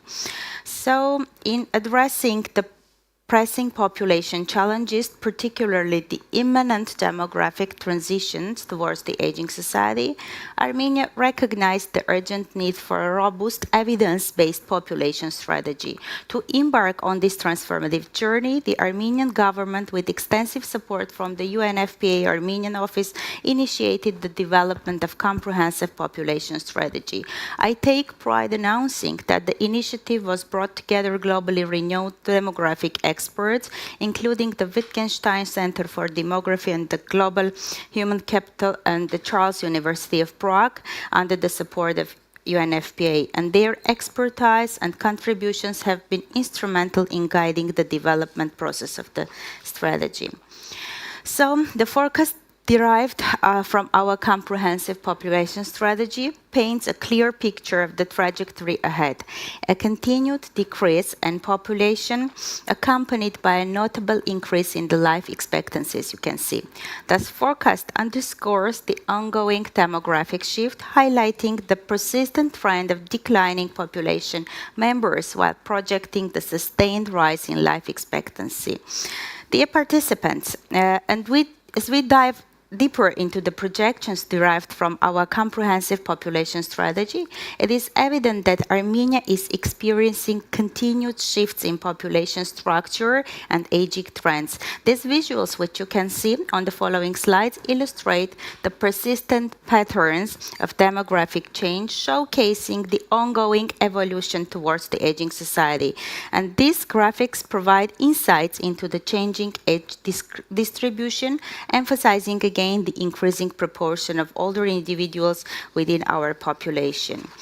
And as a challenge, a national team of experts with the help of international consultants embarked on the development of the National Transfer Account Model. This pioneering effort aimed to shed light on the economic implications of population aging, and the preliminary results of our analysis underscore a critical insight. Population aging escalates the costs of social protection for sure, thereby imposing constraints on our capacity to invest in the development of human capital. So, the projections we unveil paint a profound picture. By 2030, a staggering surge of 37% in the number of pensioners is projected, escalating even further with a remarkable 65% increase by 2050. These figures signify a monumental shift in our population dynamics, particularly in the demographic markup of older population. However, the most striking revelation lies in the evolving ratio between the senior citizens and the active labor market force. Anticipating all the transition, the current estimate of 1 in 5 to the formidable 1 in 2 by the year of 2050. The shift is nothing short of transformative. This signifies a profound change in the balance of our society, impacting for sure the labor dynamics. And I'm also honored to offer you just a short glimpse into the Armenia's population strategy for the year 2024 up to 2040. A comprehensive strategy stands as a testament of the unwavering commitment by addressing the wide spectrum of population challenges. One of the pivotal strategic goals embedded within this comprehensive strategy evolves around the pressing challenges of aging. It mirrors the depth of our government resolve to confront this demographic shift proactively and effectively. Central to this strategic goal is the objective of ensuring active, healthy, dignified aging for our citizens. This objective isn't just a statement, it is a meticulously planned blueprint comprising 31 measures, which designed with precision and forecast. Each one has been meticulously detailed with specific timeline, with delineated responsibilities and anticipated impact indicators and the clear allocation of financial resources. Among the measures, initiatives like comprehensive geriatric assessment, the establishment of active aging centers, subsidies for senior gym services, and the development of robust palliative long-term care emerge as cornerstones of Armenia's commitment to dignified aging. Additionally, innovative pension models, in-core entrepreneurship development and recognition programs signify the depth and the breadth of the strategic vision. Considering the time limits, I would like to conclude my statement here by expressing sincere hope that the consistent work and the common efforts will enable addressing the needs of the older population and older persons. I would like to highlight that Armenia is committed to turning mentioned strategic aspirations into tangible realities, fostering a society where every individual, regardless of age, thrives in dignity and purpose. At the same time, it should be mentioned that while building policies to support forcibly displaced population, we strive to address growing needs of older persons, especially those with disabilities and acute medical conditions, as well as those separated from their families. Thank you for this opportunity to address this high-ranking event, and I look forward to future inspirational talks and productive collaborations. Thank you so much for the insights into Armenia's policies as well, and also your forward-looking population strategy. It was very interesting, and also for mentioning that older persons in armed conflict are very often overlooked. We also discussed this when we had the war in Ukraine as well, and also in other challenges as well. So now we are going to our third speaker of this panel. We are looking forward to hear more from the national perspective of China. We are very glad to have with us Mr. Wang Xiaosong. I'm not sure if I pronounced it right, so if it was totally wrong, you make it once again. So you're the Vice President of China National Committee on Aging, so we are really looking forward to get your perspective here in this conference. You have worked as a Vice President of China's National Committee on Aging since 2015, in charge of protecting older persons' legitimate rights and interests. You also worked in the Department of Civil Organization Management, the Bureau of Civil Organization, and the General Office within the Ministry of Civil Affairs from 1988 to 2000. You also worked on aging policies and research from 2000 to 2006. And you also took several positions, different positions from 2006 to 2015 at the Secretariat of China National Working Commission on Aging, as a working on the liaison among ministerial members, nationwide aging program development and human resource within the CNCA. You finished your bachelor's degree in Renmin University of China, majoring in history. Thank you so much for being with us today and giving us your insights. The floor is yours. We will have consecutive translation, so please start and then we go back to the questions as well. 女士们、先生们，感谢会议主办方为我们提供这次学习交流的机会。根据会议的要求，我向大家介绍中国在提升老年人素质素养、保障老年人素质权利方面的主要情况。Ladies and gentlemen, dear friends, I would like to extend my thanks to the organizer Federal Ministry of Social Affairs, Health Care and Consumer Protection of Austria, of the conference, for providing this opportunity to exchange and learn from each other. I would like to share China's efforts to improve the digital literacy of older persons and protect their digital rights. 一、主要措施，中国政府高度重视解决老年人在运用智能技术方面遇到的困难。老年人权益保障法要求保障老年人享受社会服务和社会优待的权利。无障碍环境建设法对网站、应用程序等无障碍设计作出规定，为帮助老年人更好地适应和融入智慧社会。2020年，国务院办公厅印发了关于切实解决老年人运用智能技术困难的实施方案，建立了由国家发展改革委、卫生健康委牵头的部级联席会议制度，部署实施大规模智能技术适老化行动。First, I'd like to start with main measures we take. The Chinese government attaches great importance to addressing the difficulties encountered by older persons in the use of smart technology. The law on the protection of the rights and interests of older persons requires that the rights of older persons to enjoy social services and preferential treatment be guaranteed, and the law on the construction of a barrier-free environment stipulates that barrier-free design of websites and applications.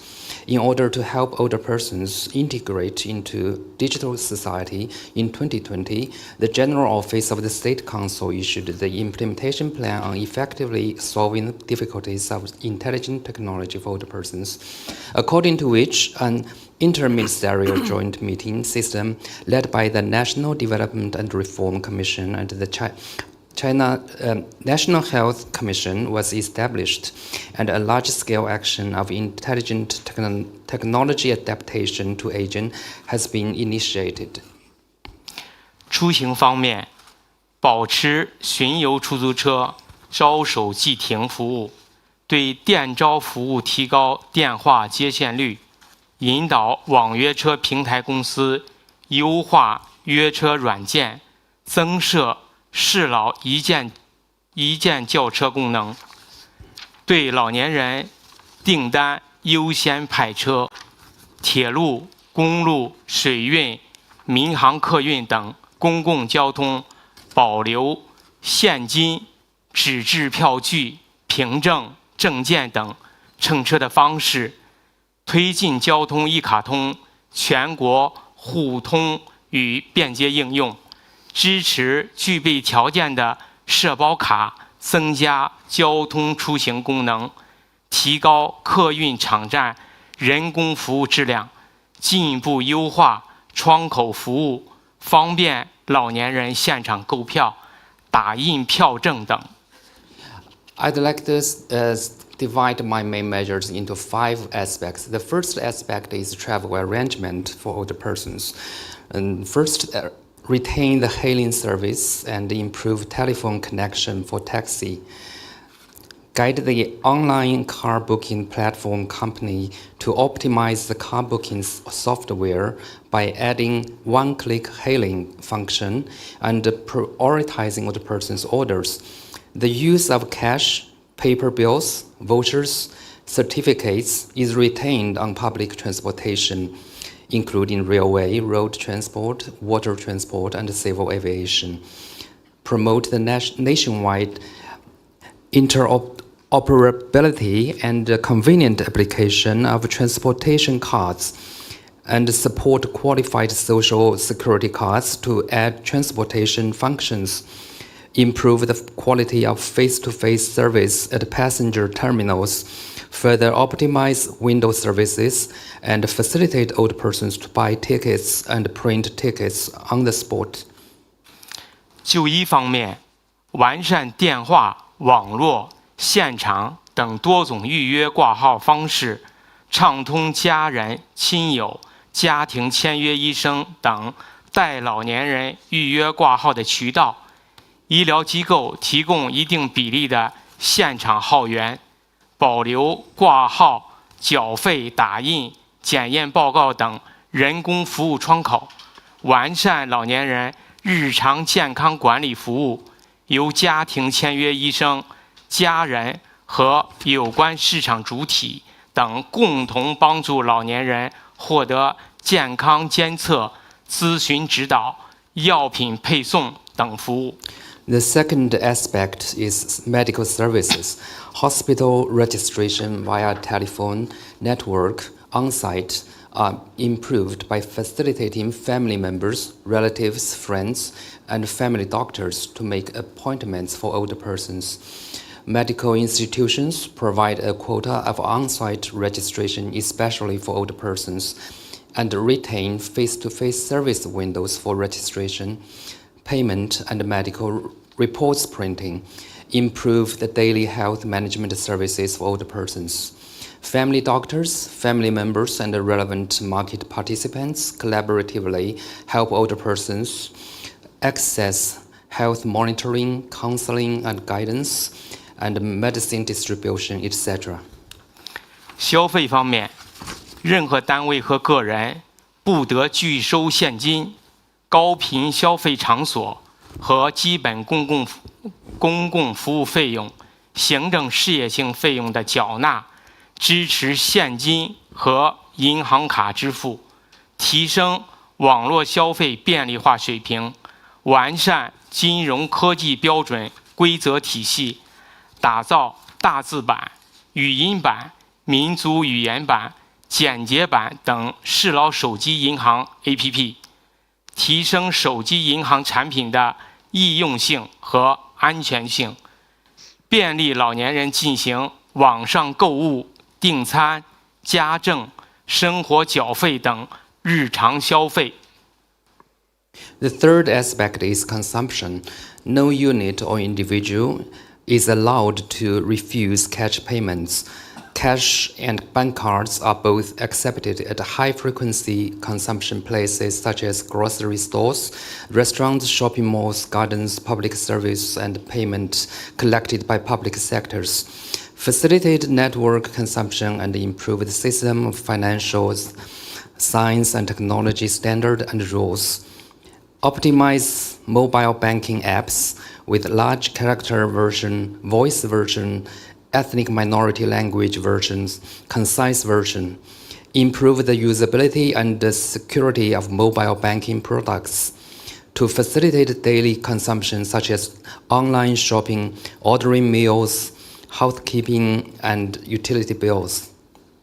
文体方面，提高文体场所服务适老化程度，需要提前预约的公园、体育健身场馆、旅游景区、文化馆、图书馆、博物馆、美术馆等场所，保留人工窗口和电话专线，为老年人保留一定数量的线下免预约进入或购票名额，针对广场舞、群众歌咏等方面的普遍文化需求，开发设计适老智能应用，为老年人社交娱乐提供便利，探索通过虚拟现实、增强现实等技术，帮助老年人便捷享受在线游览、观赛、观展、体感健身等智能化服务。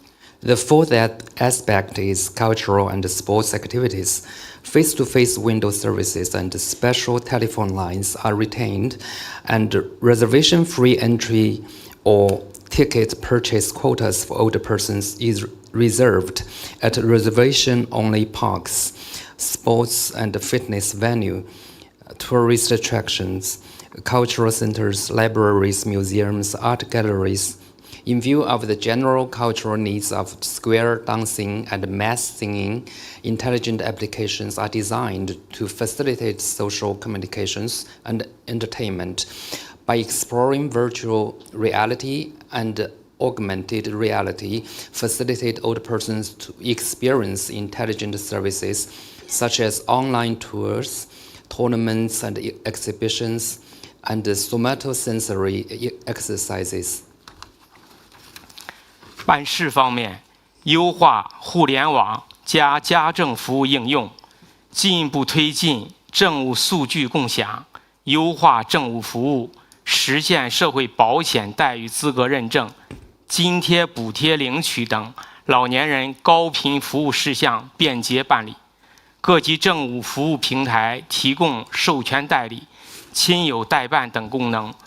医疗、社保、民政、金融、电信、邮政、出入境、生活缴费等高频服务事项保留线下办理渠道，并向基层延伸，为老年人提供便捷服务。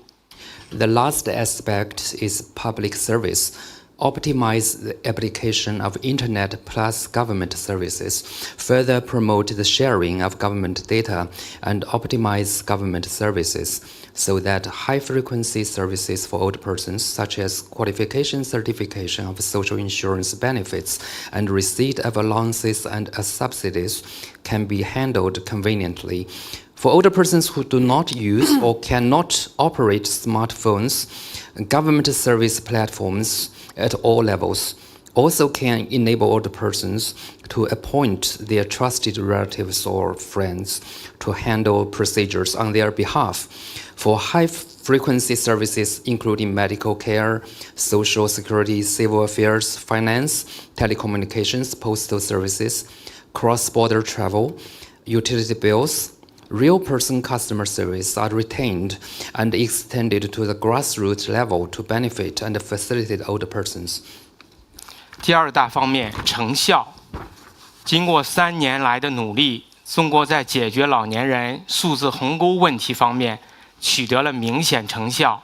线上方面，中国不使用互联网的老年人显著减少，非网民老年人数量由2020年底的1.9亿降低至2022年底的1.27亿，占全体老年人比例由72.3%降低至45.4%。线下方面，老年优待和照顾服务项目深入实施，老年人办事更加便捷、简单、高效。The second part of my presentation is achievements. After 3 years of efforts, China has achieved initial result in bridging digital divide in older persons. And long-term mechanism has been basically established. In terms of online efforts, the number of older persons who do not use internet in China has decreased significantly. The number of non-citizen older persons decreased from 191 million at the end of 2020 to 127 million at the end of 2022. And its proportion to the total older persons decreased from 70.3% to 45.4%.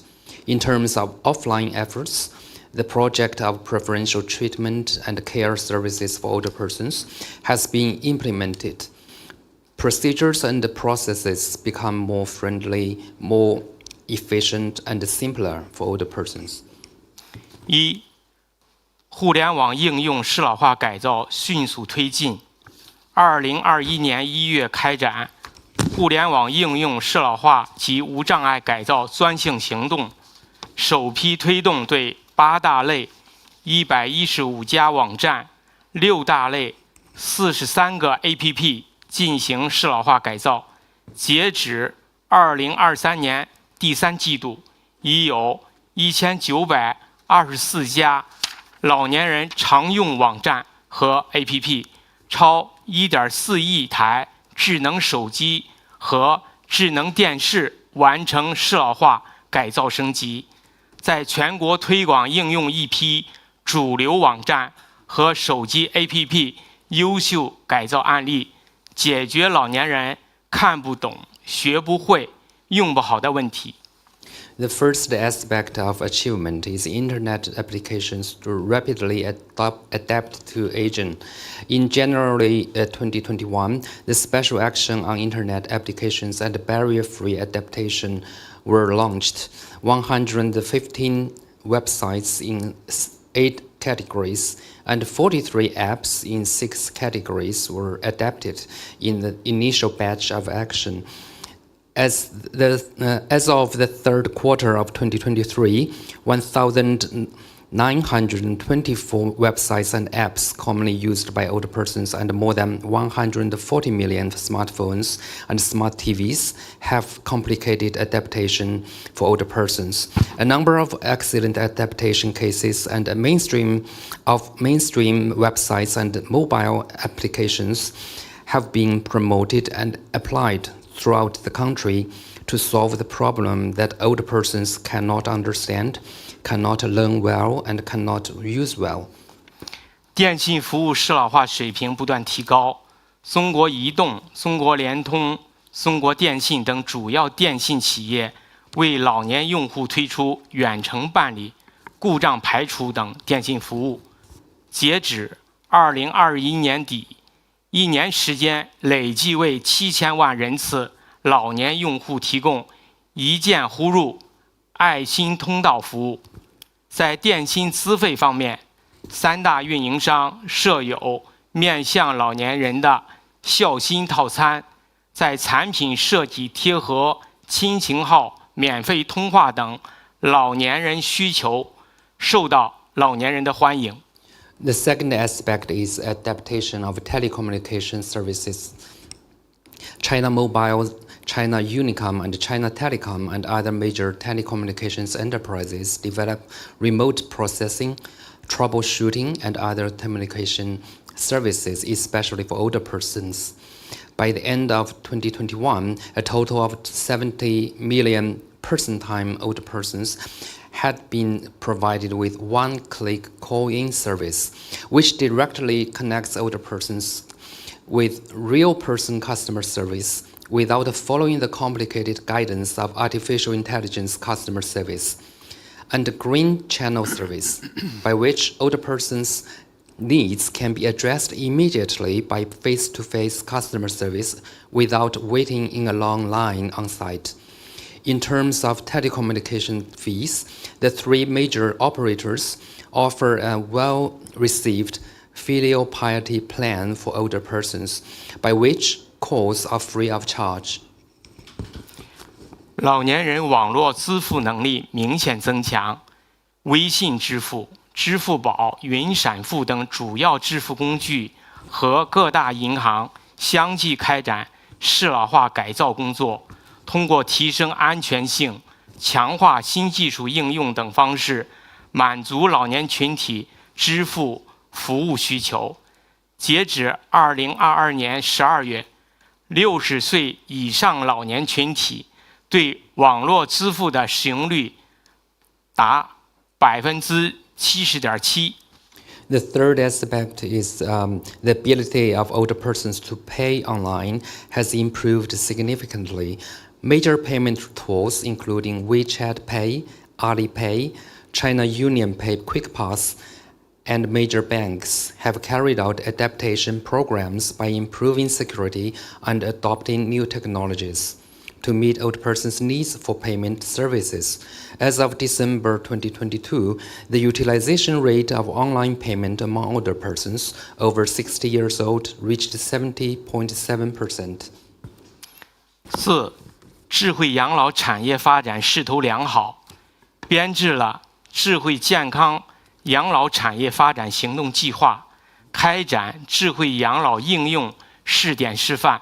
截止2021年底，累计创建示范企业167家，示范街道乡镇297个，示范基地69个，发布智慧健康养老产品及服务推广目录。2021年遴选118项产品和120项服务向社会推广。The fourth aspect is smart old age industry. The action plan for the development of intelligent and healthy old age care industry has been formulated, by which pilot exemplary programs and the application of intelligent old age service have been carried out. By the end of 2021, 167 exemplary enterprises, 297 exemplary streets, and 69 exemplary bases had been established. A catalogue of intelligent and healthy old age products and services promotion is issued, and 118 products and 120 items of service were selected and promoted to the society in 2021. 智慧助老公益行动取得实效。2022年，通过线下开展2000场智慧助老课堂和2万场次智慧驻点服务，帮助老年人提高智能手机操作技能。截止2023年6月，老年网民中至少掌握一种初级数字技能的比例达到54.6%。The fifth aspect is public welfare action of smart for older persons. In 2022, 2,000 classes of smart for older persons and 20,000 volunteer services have been carried out, helping older persons improve their smartphone skills. As of June 2023, 54.6% of older netizens had mastered at least one primary digital skill. 中国国家主席习近平多次强调推动构建人类命运共同体，应对人口老龄化已经成为当今时代国际交流合作的重要议题。加强老龄领域的国际合作，共同应对治理老龄问题，是构建人类命运共同体的应有之义。国际社会应当共同面对挑战，借鉴各方成果，促进务实合作，共克发展之问。希望以此次会议为契机，促进各国更加深入务实地开展积极应对人口老龄化的国际交流合作。President Xi Jinping has repeatedly stressed that efforts should be made to build a community with a shared future for mankind. Dealing with aging has become an important agenda of international exchange and cooperation. Strengthening international cooperation in the field of aging and jointly addressing the challenges brought by aging is the proper meaning of building a community with a shared future for mankind. The international community should face the challenges together, learn from achievements of all parties, promote pragmatic cooperation, and jointly overcome development problems. We hope interested parties take this meeting as an opportunity to carry out more in-depth and pragmatic international exchange and cooperation to actively respond to population aging. 谢谢大家。Thank you all. Thank you so much. Thank you. That's really impressive, as especially the numbers when you're telling us that now that you managed to have the increase that only 43.5% of older persons are no longer non-users, which means 127 million older persons are still no users, if I understood this correctly. So as you're having the largest older population in the world, I think we still can learn a lot from your initiatives, and I'm very glad that you managed to bring so many different topics to us from your perspective. And I'm really looking forward how you will address the challenges of older persons which they might face by using smart technology in the future. 刚才就是听您介绍了这些情况，然后呢，可能感觉到那个中国的那些数字各方面的有一些人，有一些老年人是那个网民，有一些老年人其实还是非网民，也是没有接触到网络的，所以在将来怎么解决这方面的问题，就是他的那个展望是有。好的，我要把这个难得的发言的机会留给我的同事刘增瑞先生，请他来回答相关的问题。Thank you for your question, and I would like to take this opportunity and to extend this question to my colleague here, Mr. Liu. Mr. Liu is works in the Department of Rights Protection for Older Persons, and he is a director. Thank you. 好的，谢谢你的提问啊。就是刚才呢，邵荣主任把中国关于这个数字应用啊，给大家做了一个分享。对未来的展望啊，我们的总体考量是，就是积极应对人口老龄化啊，这已经是我们国家的这个国家战略啊。我们将深入落实国家积极应对人口老龄化战略，强化积极老龄观、健康老龄化理念，着力推进老年人科技素养的提升行动啊，就是让老年人就是对这个科技应用的掌握有一个提升。另外呢，还要提高老年人适应社会发展的能力，全面推进全国示范性老年友好型社区建设，扩大老年人的社会参与，继续实施好、维护好、发展好，包括老年人数字应用啊内容在内的老年人权益保障工作，进一步提升老年人的获得感、幸福感和安全感。We will further implement the national strategy of actively responding to population aging and positive aging and healthy aging, and focus on improving the scientific literacy of older persons, build the capacity of older persons of adapting to social development, and promote the nationwide program of exemplary age-friendly communities to boost the social participation of older persons so as to fully realize, safeguard, and develop the human rights of older persons, including the digital rights, and to further enhance the sense of fulfillment, happiness, and security of older persons, eventually to be able to contribute more to the globe.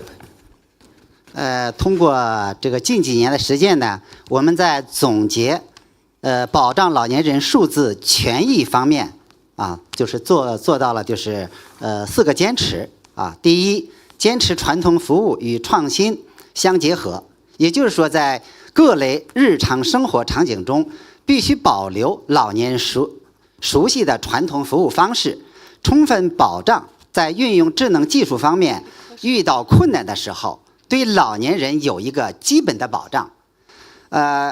第二个方面呢，紧贴老年人的需求的特点，加强技术创新，提供更多的服务产品啊，促进智能技术有效的推广，使老年人想用、愿用、会用、能用。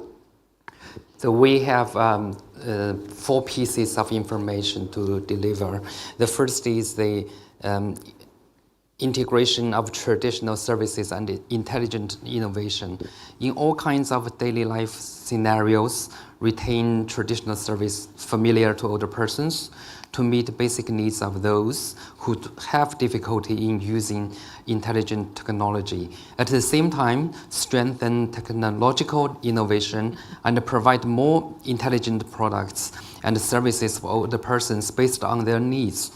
Promote the effective popularization and application of intelligent technology so that older persons have access to intelligent technology, are capable of using technology, and know what they are doing when they are using intelligent technology and want to use intelligent technology. Thank you.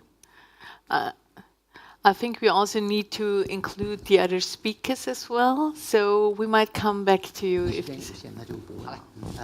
第三个呢，就是好嘞。Thank you so much. As our audience already knows, we also have the chance to get questions through Slido, so thank you so much. And maybe we just start with you, Madam Vice Minister.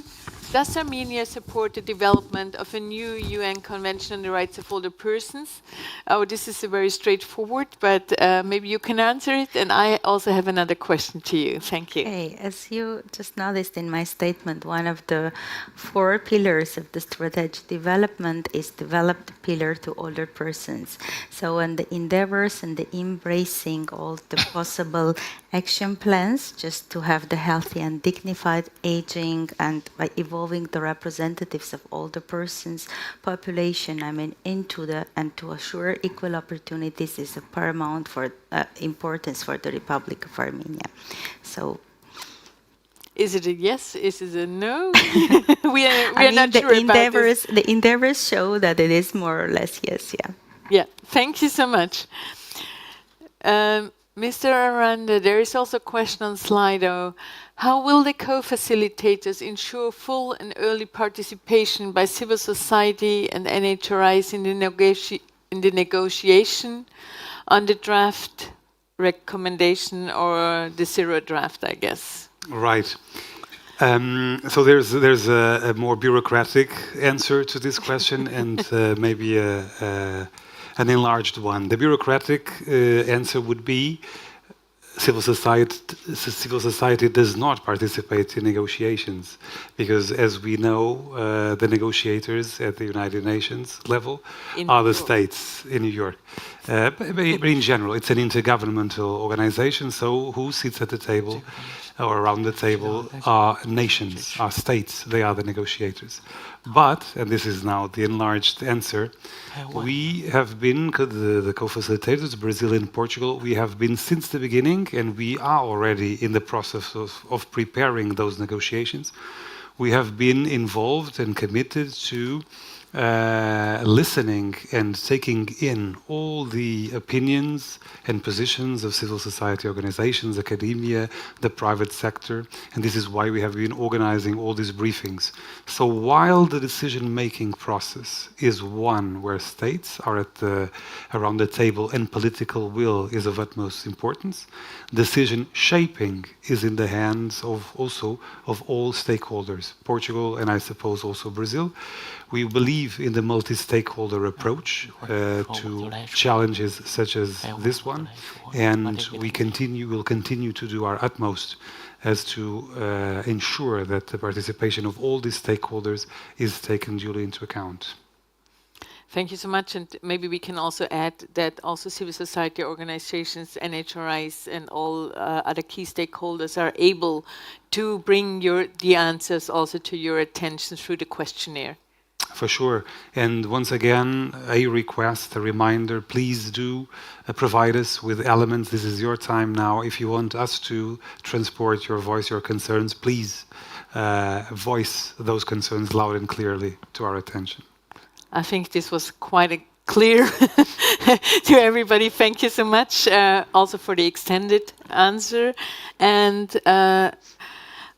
Madam Vice Minister, what kind of measures do you have in place that your program on active aging changed the stereotypes of older persons? Because I'm always concerned, that older persons are seen as burden of society and not as active participants. And you already mentioned that you have the program on active aging as well as Portugal has. So what kind of exchanges or what kind of programs do you have to change also the stereotypes on older persons? Okay, let me just divide the answer into 2 parts, because first of all, we need to ensure everything on the policy level, which will be done far less more if it's not arranged yet. For instance, in the labor code, etc., where, by the way, we removed the age allocation for the older persons. And among those measures which I had already the opportunity to mention, we have to raise the visibility and the engagement. I mean, when telling and saying equal opportunities and equal participation, that means making the visibility of our older population and using their knowledge into the society development. And for aging countries, this is of the utmost importance to use the knowledge and to be able to pass the knowledge to the younger generation, and thus making the non-discriminative environment available for all sharers and for all the participants.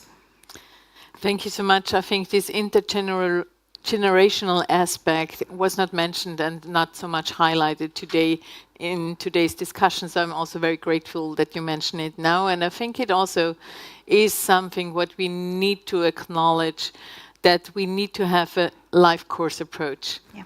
So when we are talking about the rights of older persons, we are also talking about the rights of everyone, because if we are lucky, we are getting older, and we also deserve to have our rights when we are older. Thank you so much. I understood that you also want to add something more. Sorry.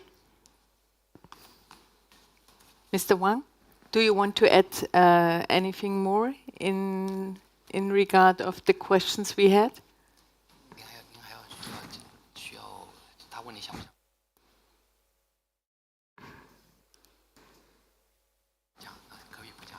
Okay. Okay, thank you so much. Are there more questions on Slido? No.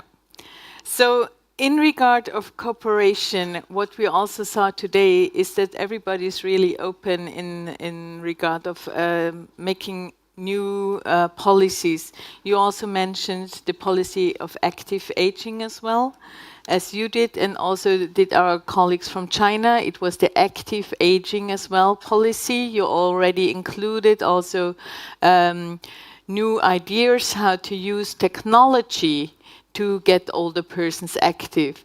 Would you want to elaborate on this as well?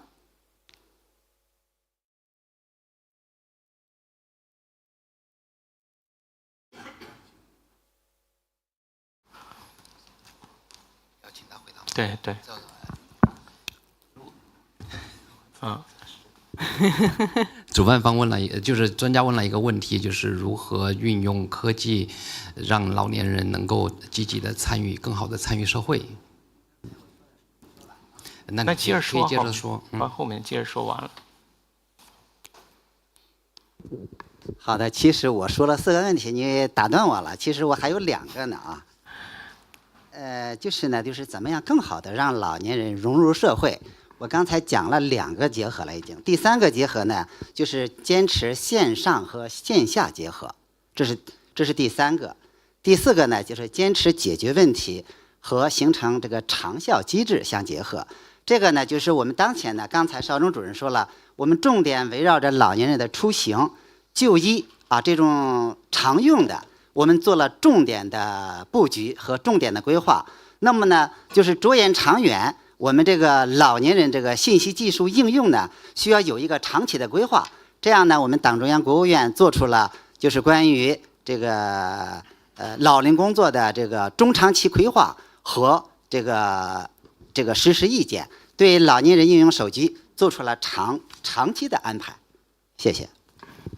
I'd like to continue with my answers to my last question with the integration of universality and personalization, strengthen the problem orientation and demand orientation, adapt universally applicable policy measure aiming at noticeable common problems faced by older persons in using intelligent technology, by sorting out the problems of older persons by age, educational backgrounds, and living environment and habit, adopt targeted and differentiated solutions. And the third is the integration of online and offline services. And the fourth is the integration of immediate solutions to noticeable problems and formulation of long-term mechanisms, focusing on the high-frequency issues and service scenarios, such as travel and medical treatment for older persons. We should solve the most prominent and urgent problems at present and to effectively guarantee the basic service needs of older persons. On this basis, we should gradually sum up experience and lessons learned, constantly improve intelligent service, and establish a long-term mechanism to effectively close the digital divide faced by older persons. Yeah. Thank you so much. And I think it's really important to close the digital divide for all of us. You can translate if you want to. 是弥合数字鸿沟是确实是一件非常重要的事情。So now we come already to the end of our panel here. Some final remarks if you want, and then we have the chance to have a lunch break. 那如果各位还没有什么需要加的，那我们可能马上就要结束了，进入午餐环节。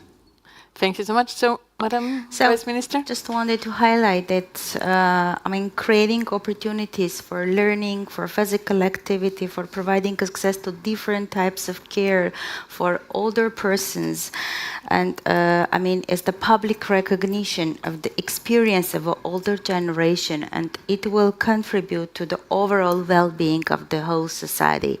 So let's work together towards this basic goal, which the countries need most of all, the well-being of all societies. And I wish peace everywhere. Thank you so much. Mr. Aranda? Thank you very much. With the rights, the human rights of older persons is not just a matter of concern for the older persons themselves, not just because we also expect to become older persons, but also because the way how we respect and promote those rights also tells a lot about the way that we operate as societies. So, and because this is a concern of the whole society, this is not just a question for governments and public authorities, this is also a question for you, the civil society organizations, and I would also like here to commend the work done, for instance, with this exhibition that is also to be seen throughout these days is, for instance, a clear example of how society can also help us to raise awareness on these issues, and then obviously by raising awareness also help us to advocate for this cause, and then for us to grant the political will that is needed to advance this issue. So we count also on you for this endeavor. Thank you so much. Any final words, Mr. Wang? No. So then we have a big round of applause to you as well and to us.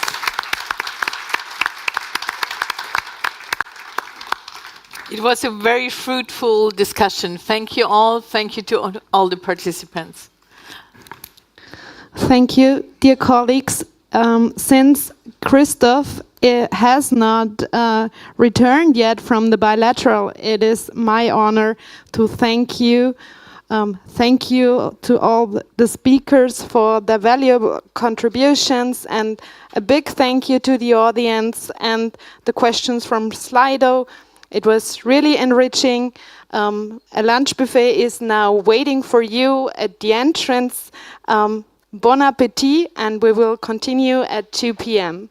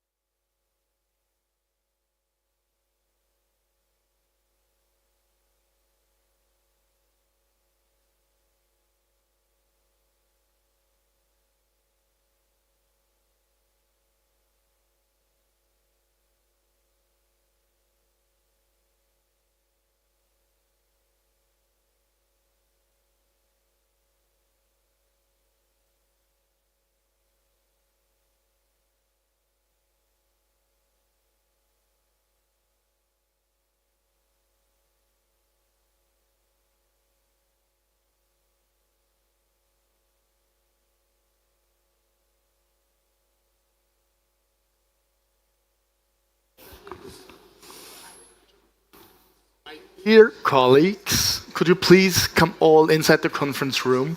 We would like to proceed with the conference and come to our closing and conference declaration adoption session. As I can see, some of us are still with us, which makes me very happy. I hope you all had a great lunch, had some good coffee. I promise you we won't take too long. I would like to go with you through the adaptations that were made during the conference on our conference declaration. And for that, I see it already on the screen. I would like to show you what we've changed. And if you have any comments on the changes, please don't hesitate. And we try to find a common ground on the changes. So could we please scroll down to Article 2? And I'm reading it to you because I think that's the easiest thing to do. Noting that the binding international provisions for the effective protection of the human rights and fundamental freedoms of all the persons are fragmented and contained across multiple instruments have been assessed as inadequate by UN bodies, civil society, NHRIs, and relevant stakeholders, and do not provide a single, comprehensive, coherent, and integrated framework. Thus, the open-ended working group on aging decided at its 13th session in 2023 to identify potential gaps in the protection of the human rights of older persons and how best to address them. I see that there is no objection on that. Thank you. Could we please continue to the next amendment?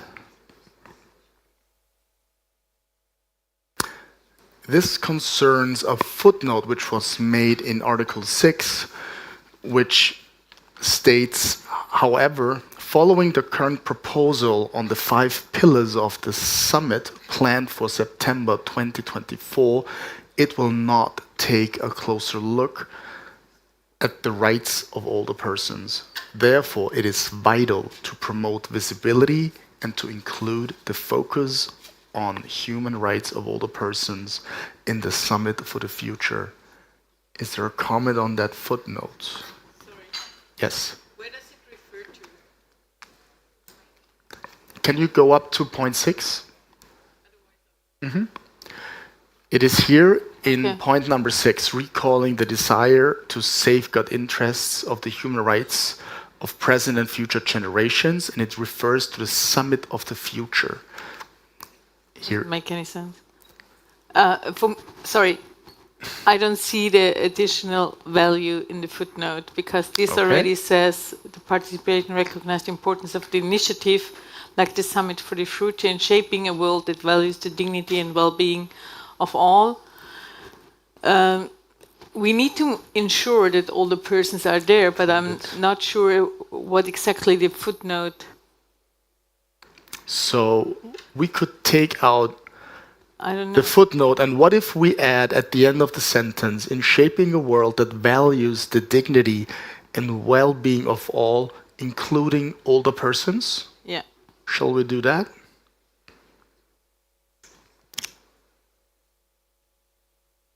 So including older persons, and then we delete the footnote.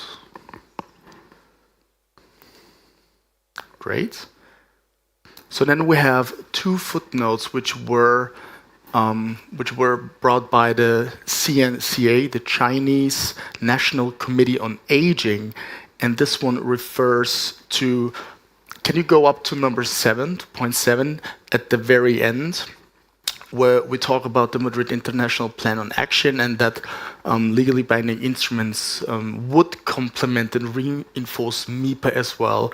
And the CNCA asked to, could you please show me the footnote? Asked to add the following footnote. More attention should be paid to social and economic development to provide better protection to older persons. The international community still holds difference of opinions. Therefore, the formulation of a new framework should be based on consensus of the international community. Okay? And then we come to our last point. Could you please there's an objection, please. Thanks, Andrew Burns from UNISTAR. It's really a question rather than an objection. It just seems to be out of place here. Mm-hmm. The paragraph is just quoting from an appraisal for the purposes of the General Assembly. Mm-hmm. And with respect to our Chinese colleagues, I mean, this is actually an argumentative footnote rather than a clarification. And there may be many other participants who might want to take exception to that or put their own position. So I think I'm just not sure it belongs here, given the context or the paragraph to which it's attached. I think one point that has to be said here is that the Chinese representatives, they communicated to us that they can speak only on the behalf of the CNCA, not the People's Republic of China themselves. So they wanted to clarify that their contribution also to the conference declaration here would be made by the CNCA. So this is why we added this. I understand that completely, and I would support their right to do that, to make that statement. This is not that statement, and that sort of statement should appear, I mean, if we're having signatures at the end, that others may wish to say they're not speaking on behalf of governments or whatever. So yes, by all means, clarify the capacity, but this is a different point. Okay. But that's just an individual view on my part. Sorry. So would there be the suggestion for an amendment, or would you?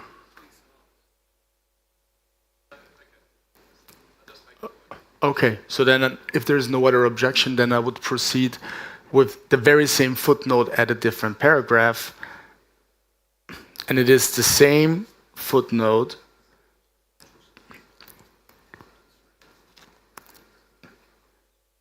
here. I think it is on on C. If you go down on C, the very same footnote is made when we come to the options that we will see and face at the upcoming open-ended working group session in New York. Can you go up, please, to point C? Yes, the creation of a new comprehensive legally binding instrument. This is what the CNCA also demanded, to have the very same footnote written in. So, if there's no objection, I would like to share with you the last amendment that was made for the conference declaration, which would be point 18. If you can please go up. We agreed that we include a new paragraph to the conference declaration, and it reads as follows: recognizing that older persons face a number of particular barriers to their enjoyment of human rights, including lack of access to quality health care, support and services, mental health care and support, psychological support, person-centered long-term care and support, end-of-life and palliative care. A range of support services must be integrated at all levels to ensure that the promotion of inclusive, age-responsive communities and environments, and to ensure the dignity, autonomy, and independence of older persons, to enable them to remain in their homes as they age, respecting their individual choices and preferences, also acknowledging that the rights of older persons must be integrated into the full range of social protection systems and measures and ensure their equal access. I see two objections. Maybe Bridget, and then you. Thank you. Also, not really an objection, but a suggestion. In terms of the list of barriers, we have person-centered long-term care and support. And I recognize that person-centered long-term care is a commonly used phrase in the long-term care sector. But in terms of trying to achieve that paradigm shift towards more rights-based services for older persons, more rights-respecting services, I would suggest that instead of person-centered, we say rights-respecting long-term care. Because just being person-centered doesn't necessarily guarantee respect of rights. Would you agree? So can we change it? Thank you. Thank you very much, Bridget. Please. Yeah, Yannicka Puisto from the United Nations Human Rights Office.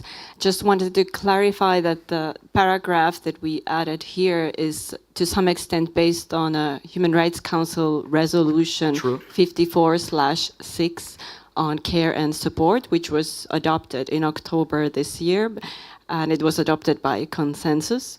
So I just wanted to highlight that. Thank you. Thank you. Kieran? We can make a reference. Could you please add a footnote at the end of the paragraph, and we will include the correct source. If there is no other objection, no?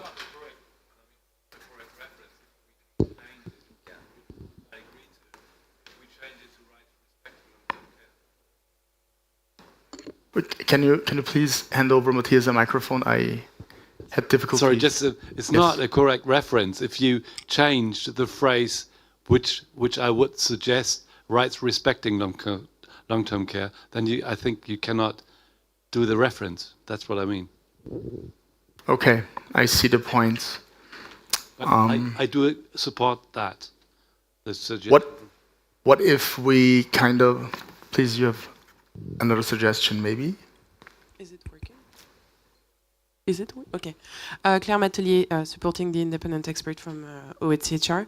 I think we can't go indeed with the source because what was done is that we took the paragraph and every participant just changed and added as you remember. So maybe we can just say in the footnote, because I think it's important given that this resolution was adopted by consensus and is very recent, maybe anchored in languages agreed in Human Rights Council Resolution 54/6. Okay. Maybe something this way could Okay, work. so we don't make like a citation, but we say like as the spirit of the language in the resolution. Exactly, like. Okay, I think this is a good compromise.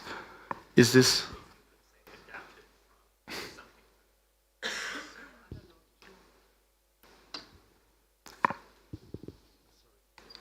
But we can agree that we want to make a reference to the resolution.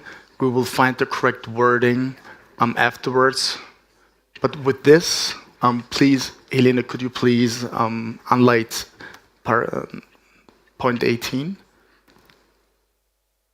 And if there's no objection, I would call this conference declaration as adopted. Okay.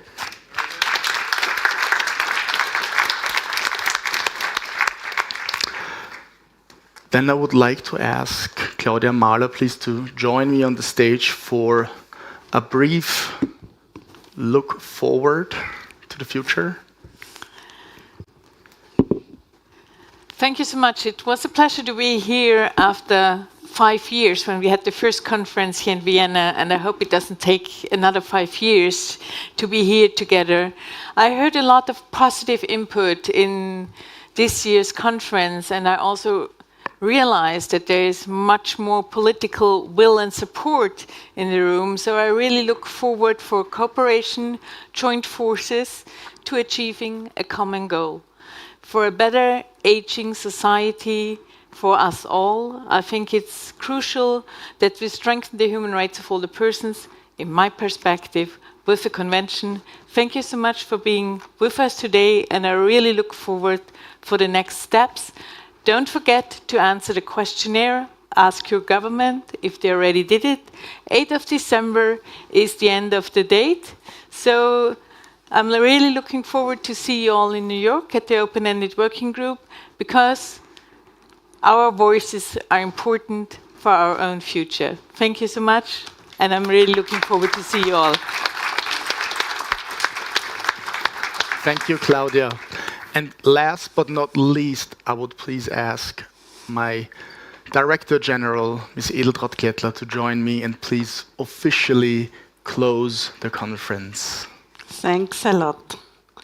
Ladies and gentlemen, as we approach the end of the 2023 International Conference on Human Rights of Older Persons, I would like to thank you once again for your thoughtful contributions and your commitments to reaching consensus on the conference declaration. Many thanks. Throughout these past 2 days, we have witnessed the power of collective expertise and collaboration. We have unleashed a lot of synergies, and I consider it an honor that Austria could contribute to this transformative process. The insights shared and connections made here will undoubtedly have an impact far beyond the walls of this conference center. I would like to express special thanks to our speakers. Your willingness to come to Vienna and share your experience, expertise, and ideas has enriched us all. Your efforts have not only advanced this important issue and important cause, they have also shown the strength of diverse voices coming together in unity. I would also like to express a big thank, a special thank to my unit for organizing this conference, and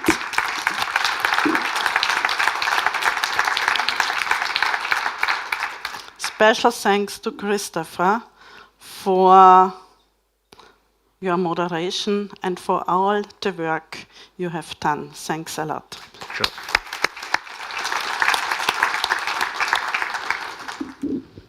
Let us take with us the momentum and determination that this conference has generated. Let us continue to spotlight the rights of older persons in our respective spheres of influence.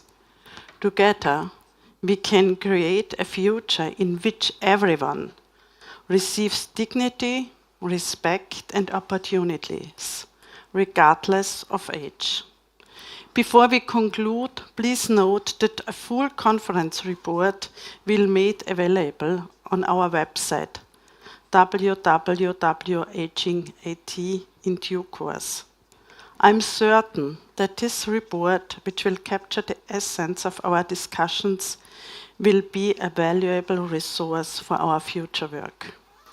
Once again, I would like to express my heartfelt gratitude to all of you.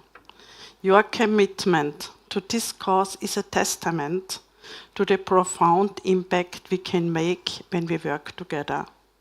I wish you a safe journey home and hope that the bonds we have forged here will endure and move us forward towards a more inclusive future for all generations. Thanks a lot.